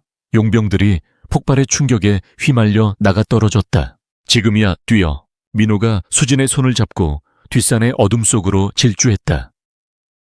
혼란에 빠진 용병들이 무차별 사격을 가했지만 연기와 불길 때문에 시야가 확보되지 않았다. 두 사람은 칠흑 같은 숲속을 미친 듯이 달렸다. 나뭇가지가 얼굴을 핥히고 돌부리에 걸려 넘어질 뻔했지만 멈추지 않았다. 1시간 후 산 중턱의 작은 동굴. 민호와 수진은 가쁜 숨을 몰아쉬며 주저앉았다. 미쳤어요. 수진이 헐떡이며 말했다. 가스통을 터뜨릴 줄은 대표님 정말 미쳤어요. 내가 가르쳐 줬잖아. 주변 지물을 이용하라고. 민호가 셔츠 소매로 땀을 닦으며 씩 웃었다. 하지만 웃음기는 금세 사라졌다. 민호는 바닥에 나뭇가지를 주워 지도를 그리기 시작했다. 잘 들어 수진아. 놈들은 우리가 도망쳤다고 생각할 거야. 다시 숨거나 경찰에 갈 거라고 예상하겠지. 그렇겠죠. 우린 지금 빈손이니까요. 아니, 민호의 눈이 어둠 속에서 번뜩였다. 우린 빈손이 아니야. 그들이 가장 원하는 무기 바로 나를 가지고 있어. 민호는 지도를 가리켰다. 그것은 LK타워의 설계도였다. 강태석은 내일 밤 12시 해외 바이어들에게 칩을 넘기기로 되어 있어. 그 전에 반드시 코드가 필요해. 그게 없으면 껍데기만 파는 꼴이니까. 그럼 우린 어떻게 해요? 아빠랑 사모님은 구하러 간다. 어디로요? 호랑기 굴로. 민호가 단호하게 말했다. LK타워 42층. 내 집무실. 거기가 모든 것의 시작이자 끝이야. 부모님도 분명 그 건물 지하 보안구역에 감금되어 있을 거야. 수진은 민호를 멍하니 바라보았다. 불과 며칠 전만 해도 자신의 뒤에 숨어 벌벌 떨던 남자가 맞나 싶었다. 지금 그의 모습에서는 거대한 기업을 이끄는 리더의 카리스마, 아니 그 이상의 야수성이 느껴졌다. 위험해요. 거기엔 수백 명의 보안 요원이 있어요. 알아. 그러니까 전공법은 안 써. 민호는 주머니에서 꼬깃꼬깃해진 USB 하나를 꺼냈다. 이건 내가 예전에 재미삼아 만들어둔 바이러스야. 건물 전체의 보안 시스템을 먹통으로 만들 수 있어. 단 내부망에 직접 꽂아야 해. 그걸 꽂으러 가는 길을 제가 뚫어야 한다는 거군요. 수진이 비장하게 말했다. 그녀의 눈빛에서도 공포가 사라지고 투지가 타오르기 시작했다. 그래, 네가 내 길을 열어줘. 난 네 등 뒤에서 놈들의 뇌를 마비시킬 테니까. 민호는 수진의 어깨를 잡았다. 강태석은 실수했어. 그는 내 약점인 가족을 건드렸다고 생각하겠지만 사실은 내 영린을 건드린 거야. 잠자던 용의 코털을 뽑은 대가가 어떤 건지 똑똑히 보여주겠어. 다음 날 밤 서울 LK타워. 대한민국 최고의 랜드마크인 100층짜리 마천루가 화려한 위용을 뽐내고 있었다. 오늘 밤 이곳 최상층에서는 판도라 칩의 매각을 축하하는 비밀 파티가 열리고 있었다. 로비에는 삼엄한 경비가 펼쳐져 있었다. 개미 새끼 한 마리도 들어갈 수 없을 만큼 철통 같은 보안이었다. 그때 정문에 낡은 오토바이 한 대가 굉음을 내며 멈춰섰다. 헬멧을 쓴 배달원이 커다란 철가방을 들고 내렸다. 배달 왔습니다. 짜장면 50그릇. 보안 요원들이 어이없다는 표정으로 다가왔다. 이봐요. 주문한 적 없으니까 돌아가시오. 에요 강태석 부사장님 이름으로 주문 들어왔는데 선불도 받았는데 무세운 개소리야. 썩 꺼져. 보안 요원이 배달원을 밀치려 했다. 그 순간 헬멧 쓴 배달원의 손이 보안 요원의 손목을 낚아챘다. 우두득. 배달원이 헬멧을 벗어던졌다. 묶었던 긴 머리가 찰랑거리며 흘러내렸다. 짙은 스모키 화장을 한 김수진이었다. 그녀는 검은 가죽 재킷에 전투화를 신고 양손에는 삼단봉을 들고 있었다. 야근하느라 고생이 많네. 야식 대신 매운맛 좀 보여줄까? 수진의 뒤로 오토바이 배달통이 열렸다. 그 안에서 턱시도를 입고 노트북 가방을 맨 강민호가 우아하게 걸어 나왔다. 저녁 식사는 입에 맞으셨나 모르겠군요. 민호가 넥타이를 고쳐매며 빙긋 웃었다. 그럼 디저트는 제가 서빙하겠습니다. 로비에 있던 30여 명의 보안 요원들이 때로 몰려들었다. 수진이 삼단봉을 쫙 펼치며 민호의 앞을 막아섰다. 대표님 42층까지 가는 엘리베이터는 3분 안에 도착합니다. 그때까지 버티세요. 부탁해, 나의 보디가드. 민호는 로비의 메인 키오스크를 향해 달리기 시작했다. 수진은 포효하며 적진 한가운데로 뛰어들었다. 전쟁의 서막이 올랐다. 이것은 단순한 복수극이 아니었다.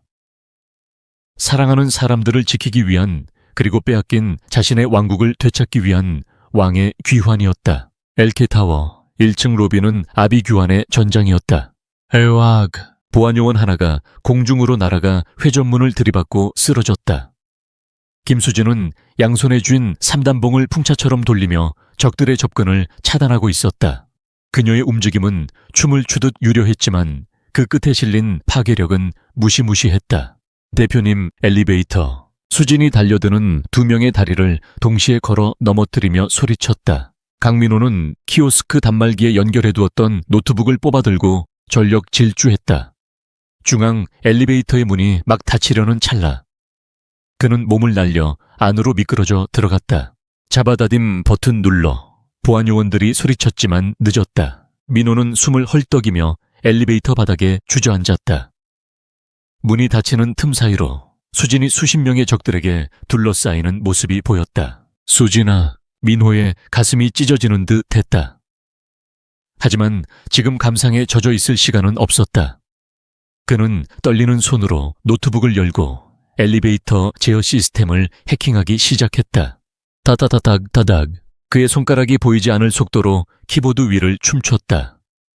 시스템 접근 승인, 관리자 권한 획득, 조하 1차 관문 통과. 민호는 엘리베이터를 초고속 모드로 전환했다. 숫자가 미친 속도로 올라가기 시작했다. 10층, 20층, 30층.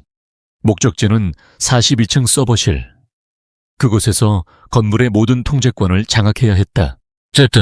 한편 100층 펜트하우스. 강태석 부사장은 초조한 듯 시가를 피우며 창밖을 내려다보고 있었다.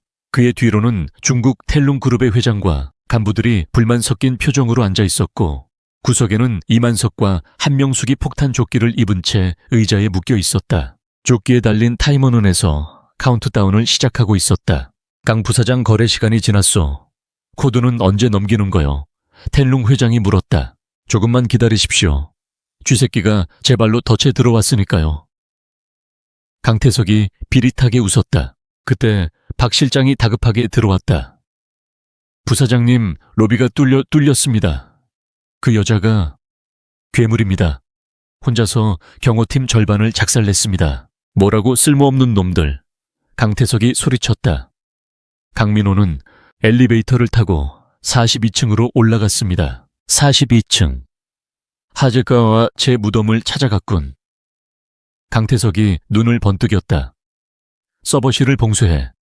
그리고 놈이 접속하는 순간 폭탄 타이머를 5분으로 단축시켜. 하시위층 서버실. 민호가 도착했을 때 서버실 입구는 이미 박 실장이 배치한 정예 요원들이 지키고 있었다. 하지만 민호는 당황하지 않았다. 그는 복도에 설치된 스프링클러 시스템을 해킹했다. 화재, 경보 발령. 화재, 경보 발령. 사이렌 소리와 함께 천장에서 물이 쏟아져 내렸다.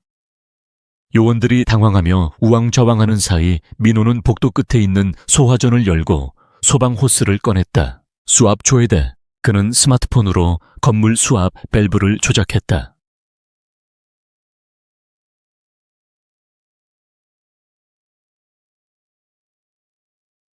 엄청난 수압의 물줄기가 요원들을 강타했다.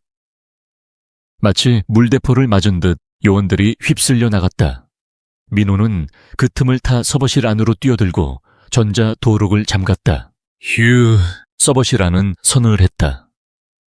수백 개의 서버렉들이 웅궁거리는 소리를 내며 돌아가고 있었다. 민호는 메인 터미널 앞에 앉았다. 이곳이 그의 왕좌였고 그의 전장이었다. 그는 준비해온 USB를 꽂았다. 판도라 깨어나라. 화면에 복잡한 코드들이 폭포수처럼 흘러내렸다. 그는 강태석이 심어놓은 방화벽을 하나씩 깨부수기 시작했다. 그때 메인 모니터가 켜지며 강태석의 얼굴이 나타났다. 조카님, 거기서 뭐 하시나 게임을 하려면 100층으로 올라와야지. 화면이 바뀌고 폭탄 조끼를 입은 부모님의 모습이 비쳤다. 어머니, 아버님, 민호가 절규했다. 타이머 보이지? 지금 25분 남았는데. 네가 해킹을 멈추지 않으면 5분으로 줄일 생각이야.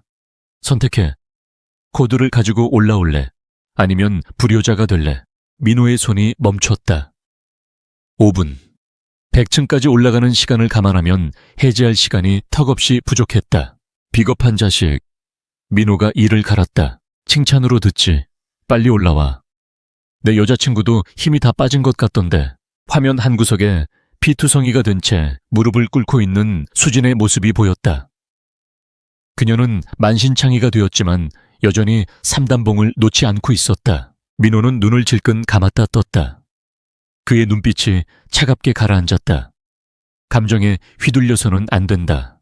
이길 수 있는 판을 짜야 한다. 조하, 올라가지.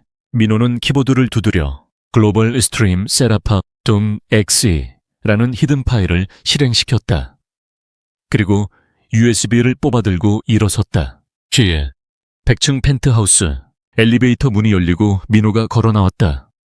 그는 두 손을 들고 있었다. 항복이다, 강태석. 그만해. 강태석이 박수를 치며 맞이했다. 어서 와라, 조카야. 진작 그럴 것이지. 민호는 천천히 걸어 들어갔다. 방 안에는 수십 명의 무장 경호원들이 총구를 그에게 겨누고 있었다. 텔룽 회장은 탐욕스러운 눈으로 민호를 바라보았다. 코드 줘. 강태석이 손을 내밀었다. 부모님과 수진이부터 풀어줘. 순서가 틀렸어. 코드 먼저. 강태석이 눈짓하자 박 실장이 이만석의 머리에 총을 겨눴다. 빨리 넘기시죠. 민호는 한숨을 내쉬며 주머니에서 USB를 꺼냈다. 여기 있다. 판도라 칩의 모든 소스 코드와 마스터 키다. 강태석이 낚아채든 USB를 받아 노트북에 꽂았다. 파일을 확인한 그의 입꼬리가 귀에 걸렸다. 하하하, 진짜군. 드디어 내 세상이다. 이제 약속을 지켜. 민호가 말했다. 강태석은 USB를 챙기며 비열하게 웃었다. 약속. 살려준다는 거. 생각해보니 내가 살려준다고는 했지만 폭탄이 불량이 아니라는 보장은 못하겠는데. 그리고 너 같은 천재를 살려두면 내가 잠을 못 잘 것 같아서 말이야. 그냥 다 같이 죽어라. 강태석은 리모컨을 들어 폭탄 타이머르로 설정하려 했다. 잠깐 민호가 소리쳤다. 죽기 전에 하나만 묻자. 왜 아버지를 죽였지? 아버지는 당신을 형처럼 따랐잖아. 강태석은 멈칫했다. 승리에 도취된 그는 자신의 위대함을 과시하고 싶어 안달이 난 상태였다. 왜냐고 그 멍청한 인간이 회사를 자선단체인 줄 알았거든. 기술을 공익을 위해 쓴다느니 헛소리를 해대니까 내가 독을 좀 탔지. 회사는 돈을 벌어야 하는 곳이야, 나처럼. 그래서 횡령도 하고 기술도 팔아먹고. 그래, 내가 이 회사를 키웠어. 그러니까 팔아먹을 권리도 나한테 있어. 중국에 넘기든 미국에 넘기든.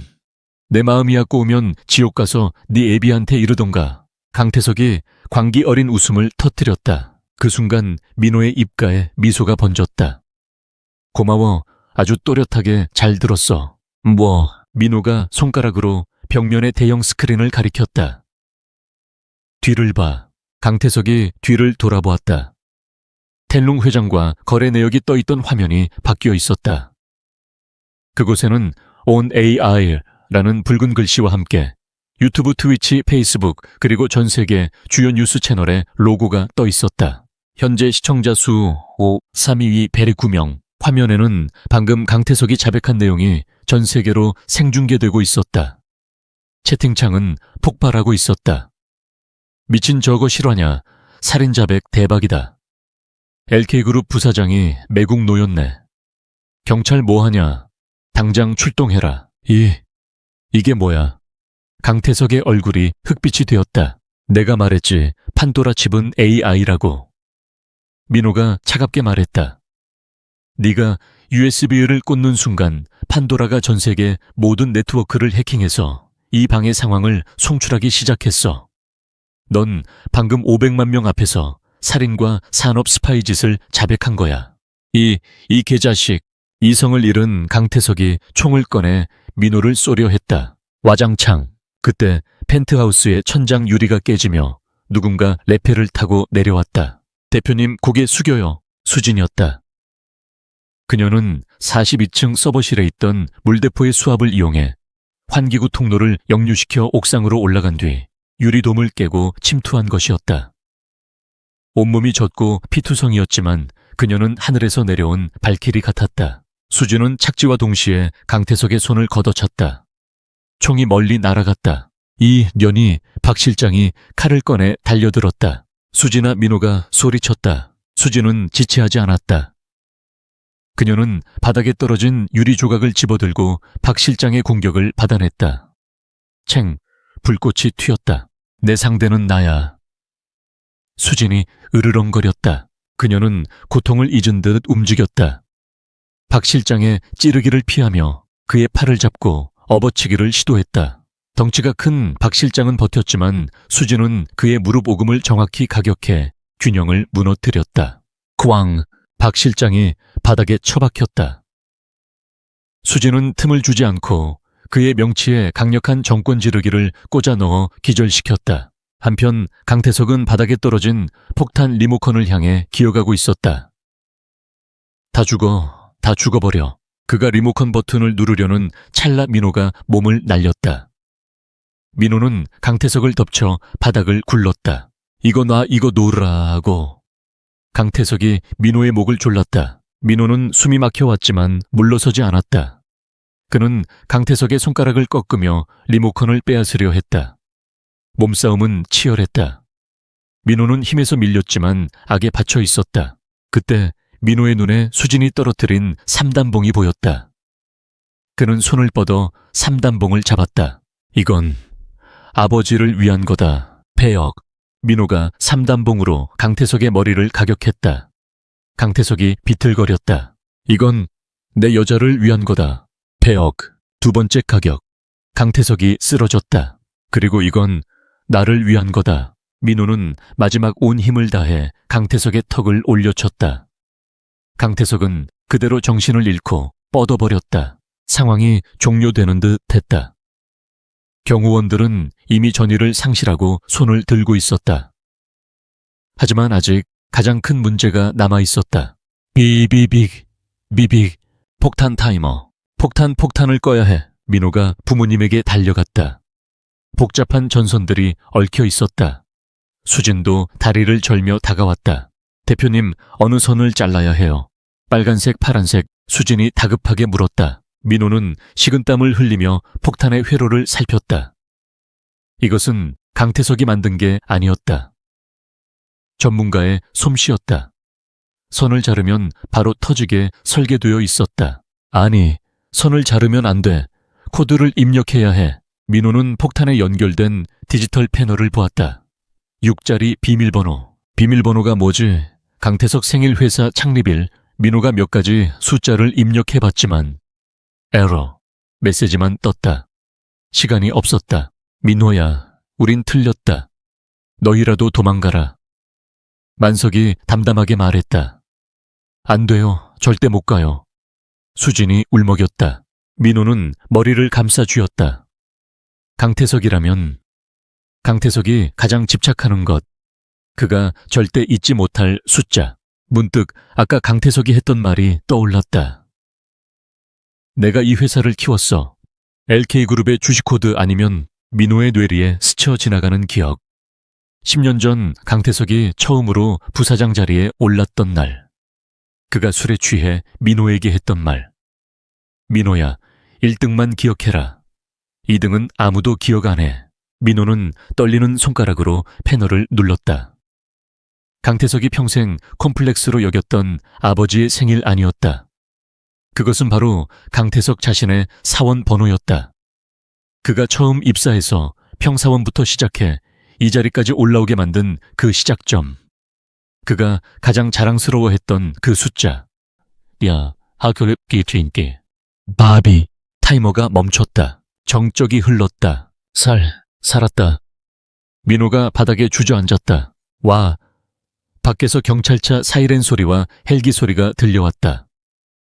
창밖을 보니 수십 대의 경찰차가 LK타워를 포위하고 있었다.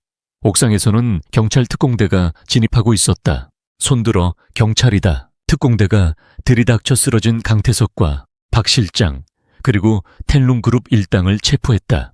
민호는 떨리는 다리로 일어나 수진에게 다가갔다. 수진은 온몸이 상처투성이었지만 그 어느 때보다 환하게 웃고 있었다. 해냈네요, 대표님. 아니, 우리가 해냈어. 두 사람은 서로를 끌어안았다. 피와 땀 그리고 눈물이 뒤섞인 포옹이었다. 만석과 명숙도 서로를 의지하며 안도감의 눈물을 흘렸다. 창밖으로 서울의 야경이 눈부시게 빛나고 있었다. 길고 길었던 밤이 지나고 여명이 밝아오고 있었다. 그것은 단순한 아침이 아니었다. 강민호와 김수진 두 사람의 인생에 찾아온 진짜 새벽이었다. 사건이 종결되고 3개월이 지났다. 서울의 봄은 유난히 따뜻하고 화창했다. LK타워의 유리창은 지난날의 혈투 흔적을 말끔히 지우고 다시금 서울의 랜드마크로서 위용을 뽐내고 있었다. 하지만 변한 것은 계절만이 아니었다. 대표님, 오늘 점심 스케줄은 텐룽그룹과의 손해배상 청구 소송 관련 미팅. 이 아니라 이만석 관장님과의 턱시도 피팅입니다. 김수진 실장이 태블릿 PC를 두드리며 보고했다. 그녀의 호칭은 비서에서 비서실장으로 바뀌어 있었다. 강민호는 결제 서류에 사인을 하다 말고 고개를 들었다. 김 실장, 아니 수진아. 장인어른, 아니 관장님, 아직도 턱시도 안 고르셨어. 네, 남자가 무슨 펭귄 옷을 입냐면서 도복 입고 입장하시겠다고 고집 부리시는 중이에요. 사모님은 드레스 코드 안 맞추면 결혼식 취소라고 으름장 놓으셨고요. 민호는 관자놀이를 짚었다. 기업 합병보다 부모님의 결혼 준비가 100배는 더 힘들었다. 강태석과 그 일당이 구속된 후 LK그룹은 대대적인 혁신을 겪었다. 민호는 은둔형 천재 CEO에서 액션 히어로 CEO라는 전무후무한 별명을 얻었다. 전 세계로 송출된 라이브 방송 덕분에 그의 인기는 연예인을 능가할 정도였다. 주간은 연일 최고치를 경신했고 판도라 칩은 의료와 재난 구조용 로봇에 우선 적용되어 세상을 바꾸고 있었다. 하지만 민호에게 가장 큰 변화는 바로 이 사무실 안의 공기였다. 예전의 서늘함은 사라지고 은은한 꽃향기와 따뜻한 활기가 감돌았다. 민호가 자리에서 일어나 수진에게 다가갔다. 커피. 아, 덜 가요. 에스프레소 85도. 아니. 민호가 수진의 허리를 감싸 안으며 능청스럽게 웃었다. 김 실장이 타주는 믹스커피가 비율은 설탕 2, 프림 2, 사랑 셋. 수진이 질색하며 민호의 가슴을 밀어냈다. 느끼해. 방송 타더니 아주 능구렁이가 다 되셨네요. 회사에서 이러시면 직장 내 성희롱으로 신고합니다. 신고해. 합의금으로 평생 내 옆자리를 줄 테니까. 민호는 수진의 이마에 가볍게 입을 맞췄다. 수진의 얼굴이 발그레해졌다. 투닥거리면서도 서로를 바라보는 눈빛에서는 꿀이 떨어졌다. 주말 강원도 정선. 결국 결혼식 장소는 두 사람의 인연이 다시 시작된 그곳 시골집 마당으로 결정되었다. 한명숙 여사의 호텔 취향과 이만석 관장의 시골 취향을 절충한 하우스 가든 웨딩이었다. 물론 케이터링은 서울 5성급 호텔 셰프들을 통째로 불러왔지만 말이다. 마당은 화사한 생화로 장식되어 있었다. 하객은 가족들과 정말 친한 지인들, 그리고 마을 주민들뿐인 소박한 결혼식이었다. 아이고, 우리 사위 왔는가? 이만석 관장이 버선발로 뛰어나왔다. 그는 결국 턱시도 대신 개량 한복을 입고 있었다. 아버님 턱시도는요? 민호가 묻자 만석이 콧방귀를 뀌었다. 불편해서 못 입어. 내 여자가 이게 더 멋있다더라. 그렇지, 명숙 씨. 신부 대기실 안방에서 나오던 한명숙 여사가 고운 한복 자태를 뽐내며 우아하게 미소 지었다. 그럼요, 우리 만석 씨는 뭘 입어도 태가 나요. 민호, 너도 어서 옷 갈아입어라. 오늘 사회자 겸 축가 담당인 거 알지? 네, 축가요. 저 음치인 거 아시잖아요, 어머니. 연습했어야지. 며느리 될 수진이 앞에서 망신당하기 싫으면 지금이라도 목 풀어. 민호는 울상을 지으며 수진을 쳐다봤지만 수진은 킬킬대며 엄지손가락을 치켰을 뿐이었다. 결혼식은 시종 일관 유쾌하고 왁자지껄했다. 주례 없는 결혼식. 두 사람은 서로에게 쓴 편지를 낭독했다. 나 이만석은 평생 주먹만 믿고 살아왔지만 남은 생은 명숙이 당신의 손만 잡고 살겠어. 바틸은 내가 다 할 테니 당신은 꽃구경이나 하시오.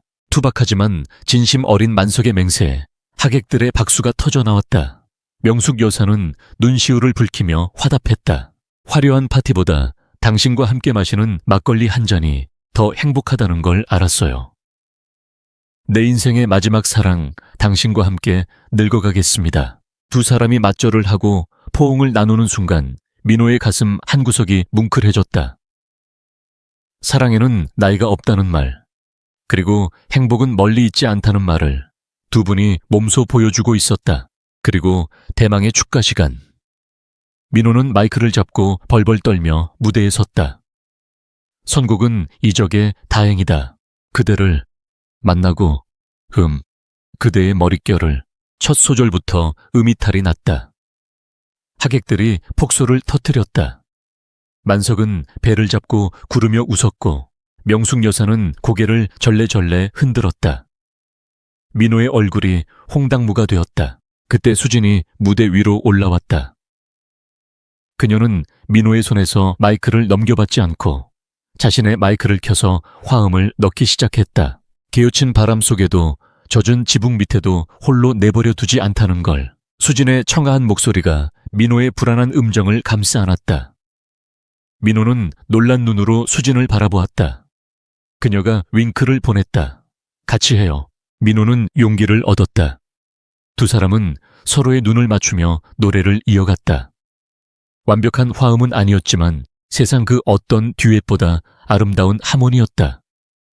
노래가 끝날 무렵 민호는 깨달았다. 인생도 이와 같다는 것을.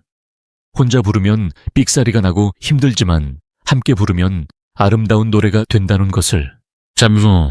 결혼식이 끝나고 피로연이 무르익을 무렵 민호는 수진의 손을 잡고 슬그머니 뒷산 언덕으로 올라갔다. 그곳은 지난번 헬기 습격을 피해 도망쳤던 그 길목이었다. 하지만 지금은 달빛이 은은하게 비추는 낭만의 장소였다. 힘들었지. 오늘 고생 많았어. 민호가 수진의 어깨를 감싸며 말했다. 재밌었어요. 아빠가 저렇게 행복해 하는 모습 처음 봐요. 다 대표님 덕분이에요. 대표님 말고. 아, 네네. 민호 씨. 수진이 피식 웃었다. 근데 왜 이리로 데려왔어요? 또 헬기라도 떠요. 민호는 잠시 뜸을 들이더니 품 안에서 작은 벨벳 상자를 꺼냈다. 수진의 눈이 커졌다. 수진아, 민호는 무릎을 꿇지 않았다. 대신 그녀와 눈높이를 맞추고 똑바로 섰다. 나는 완벽한 사람이 아니야. 커피 온도 하나에도 까탈 부리고 젓가락질도 잘 못하고 싸움도 못해서 맨날 네 뒤에 숨어야 했어. 알긴 아시네요. 하지만 민호는 상자를 열었다. 그 안에는 화려한 다이아몬드 반지가 아니었다. 투박하지만 튼튼해 보이는 백금으로 만든 심플한 반지 2개가 들어있었다. 그리고 반지 안쪽에는 Shield and Home이라는 문구가 새겨져 있었다. 네오는 나의 방패였어. 세상의 모든 위협으로부터 나를 지켜줬지. 그래서 나는 너의 집이 되고 싶어. 네가 지치고 힘들 때 무거운 갑옷을 벗고 편히 쉴 수 있는 그런 집. 민호는 반지를 꺼내 수진의 손가락에 끼워주었다. 강민호의 아내가 되어줄래? 이번엔 계약직 아니고 종신 고용이야. 퇴직금은 없고 대신 매일 36.5도의 천을 보너스로 줄게. 수진은 반지를 내려다보았다. 눈물이 핑 돌았다. 평생을 긴장 속에 살아왔던 그녀에게 집이라는 단어가 주는 울림은 남달랐다. 조건이 하나 있어요. 수진이 눈물을 닦으며 말했다. 뭔데 다 들어줄게. 아침밥은 민호 씨가 하세요. 나 요리하는 거 사실 귀찮아 하거든요. 민호가 환하게 웃었다. 콜 대신 맛없다고 불평하기 없기다. 노력해볼게요. 수진은 민호의 목을 끌어안고 입을 맞췄다. 달빛 아래 두 사람의 그림자가 하나로 포개졌다. 산바람이 그들의 귓가에 축복의 노래를 속삭였다. 멀리서 마을 사람들의 웃음소리와 노랫소리가 들려왔다. 1년 후 LK그룹 본사 대강당. 신제품 발표회장에는 수천 명의 기자와 관계자들이 모여 있었다. 강민호 대표가 무대 중앙에 섰다. 오늘 제가 소개할 것은 새로운 칩이 아닙니다. 기술이 인간을 위해 어떻게 쓰여야 하는지에 대한 저희의 대답입니다. 스크린의 영상이 재생되었다. 재난 현장에서 사람을 구하는 로봇 거동이 불편한 노인들을 돕는 외골격 슈트, 그리고 범죄를 예방하는 스마트 시티 시스템. 판도라 칩은 더 이상 탐욕의 도구가 아닌 공존의 열쇠가 되어 있었다. 발표가 끝나고 쏟아지는 박수갈채 속에서 민호는 무대 아래를 내려다보았다. 맨 앞줄 경호팀장 자리에 김수진이 서 있었다. 그녀는 임신 7개월 차의 만삭이었지만 여전히 날카로운 눈빛으로 주변을 살피고 있었다. 민호가 마이크를 잡고 예정에 없던 멘트를 날렸다. 마지막으로 이 모든 영광을 제 인생의 VIP이자 세상에서 가장 강하고 아름다운 아내 김수진 실장에게 바칩니다.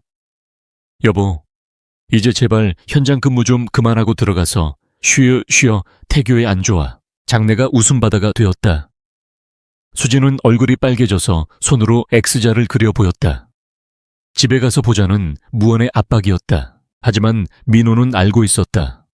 저것은 사랑의 신호라는 것을. 발표회가 끝나고 민호가 무대 뒤로 내려왔다. 수진이 다가와 등짝을 찰싹 때렸다. 아니, 공식 석상에서 그런 소리를 왜 해요, 부끄럽게. 사실이잖아. 그리고 우리 대박이 태명 또 아빠 목소리 듣고 싶었을걸. 민호는 수진의 부른 배에 귀를 갖다 댔다. 대박아 아빠다. 오늘 아빠 좀 멋있었지. 엄마 말 잘 듣고 건강하게만 나와라. 아빠가 다 지켜줄게. 지켜주긴 또 내가 지켜줘야 할 것 같은데. 수진이 피식 웃으며 민호의 머리를 쓰다듬었다. 상관없어. 우린 서로의 방패이자 집이니까. 민호는 수진의 손을 잡고 깍지를 꼈다. 두 사람은 나란히 걸어나갔다. 쏟아지는 플래시 세례와 환호성 속으로. 아니, 그들이 함께 만들어갈 눈부신 미래 속으로. 그들의 이야기는 여기서 끝이 아니다. 어쩌면 육아라는 더 거대하고 험난한 하지만 훨씬 더 행복한 전쟁이 기다리고 있을지도 모른다. 하지만 두렵지 않다. 그들은 함께일 때 천하무적이니까. 코드명 하트, 작전 성공. 이상 보고를 마친다. 지금까지 소설 하트코드 보디가드와 CEO를 사랑해주신 독자 여러분께 진심으로 감사드립니다. 강민호와 김수진 그리고 그들의 가족이 보여준 사랑과 용기가 여러분의 삶에도 작은 위로와 희망이 되었기를 바랍니다. 차가운 기술보다 이쪽이야. 더 강력한 빨리 찾아봐. 것은 결국 놓치지 마. 서로를 지키려는 따뜻한 마음이라는 것을 이야기하고 싶었습니다. 두 사람의 행복한 미래를 이쪽이야. 함께 응원해 빨리 주세요. 찾아봐. 놓치지 마. 저는 더 흥미진진한 이야기로 다시 찾아오겠습니다. 감사합니다.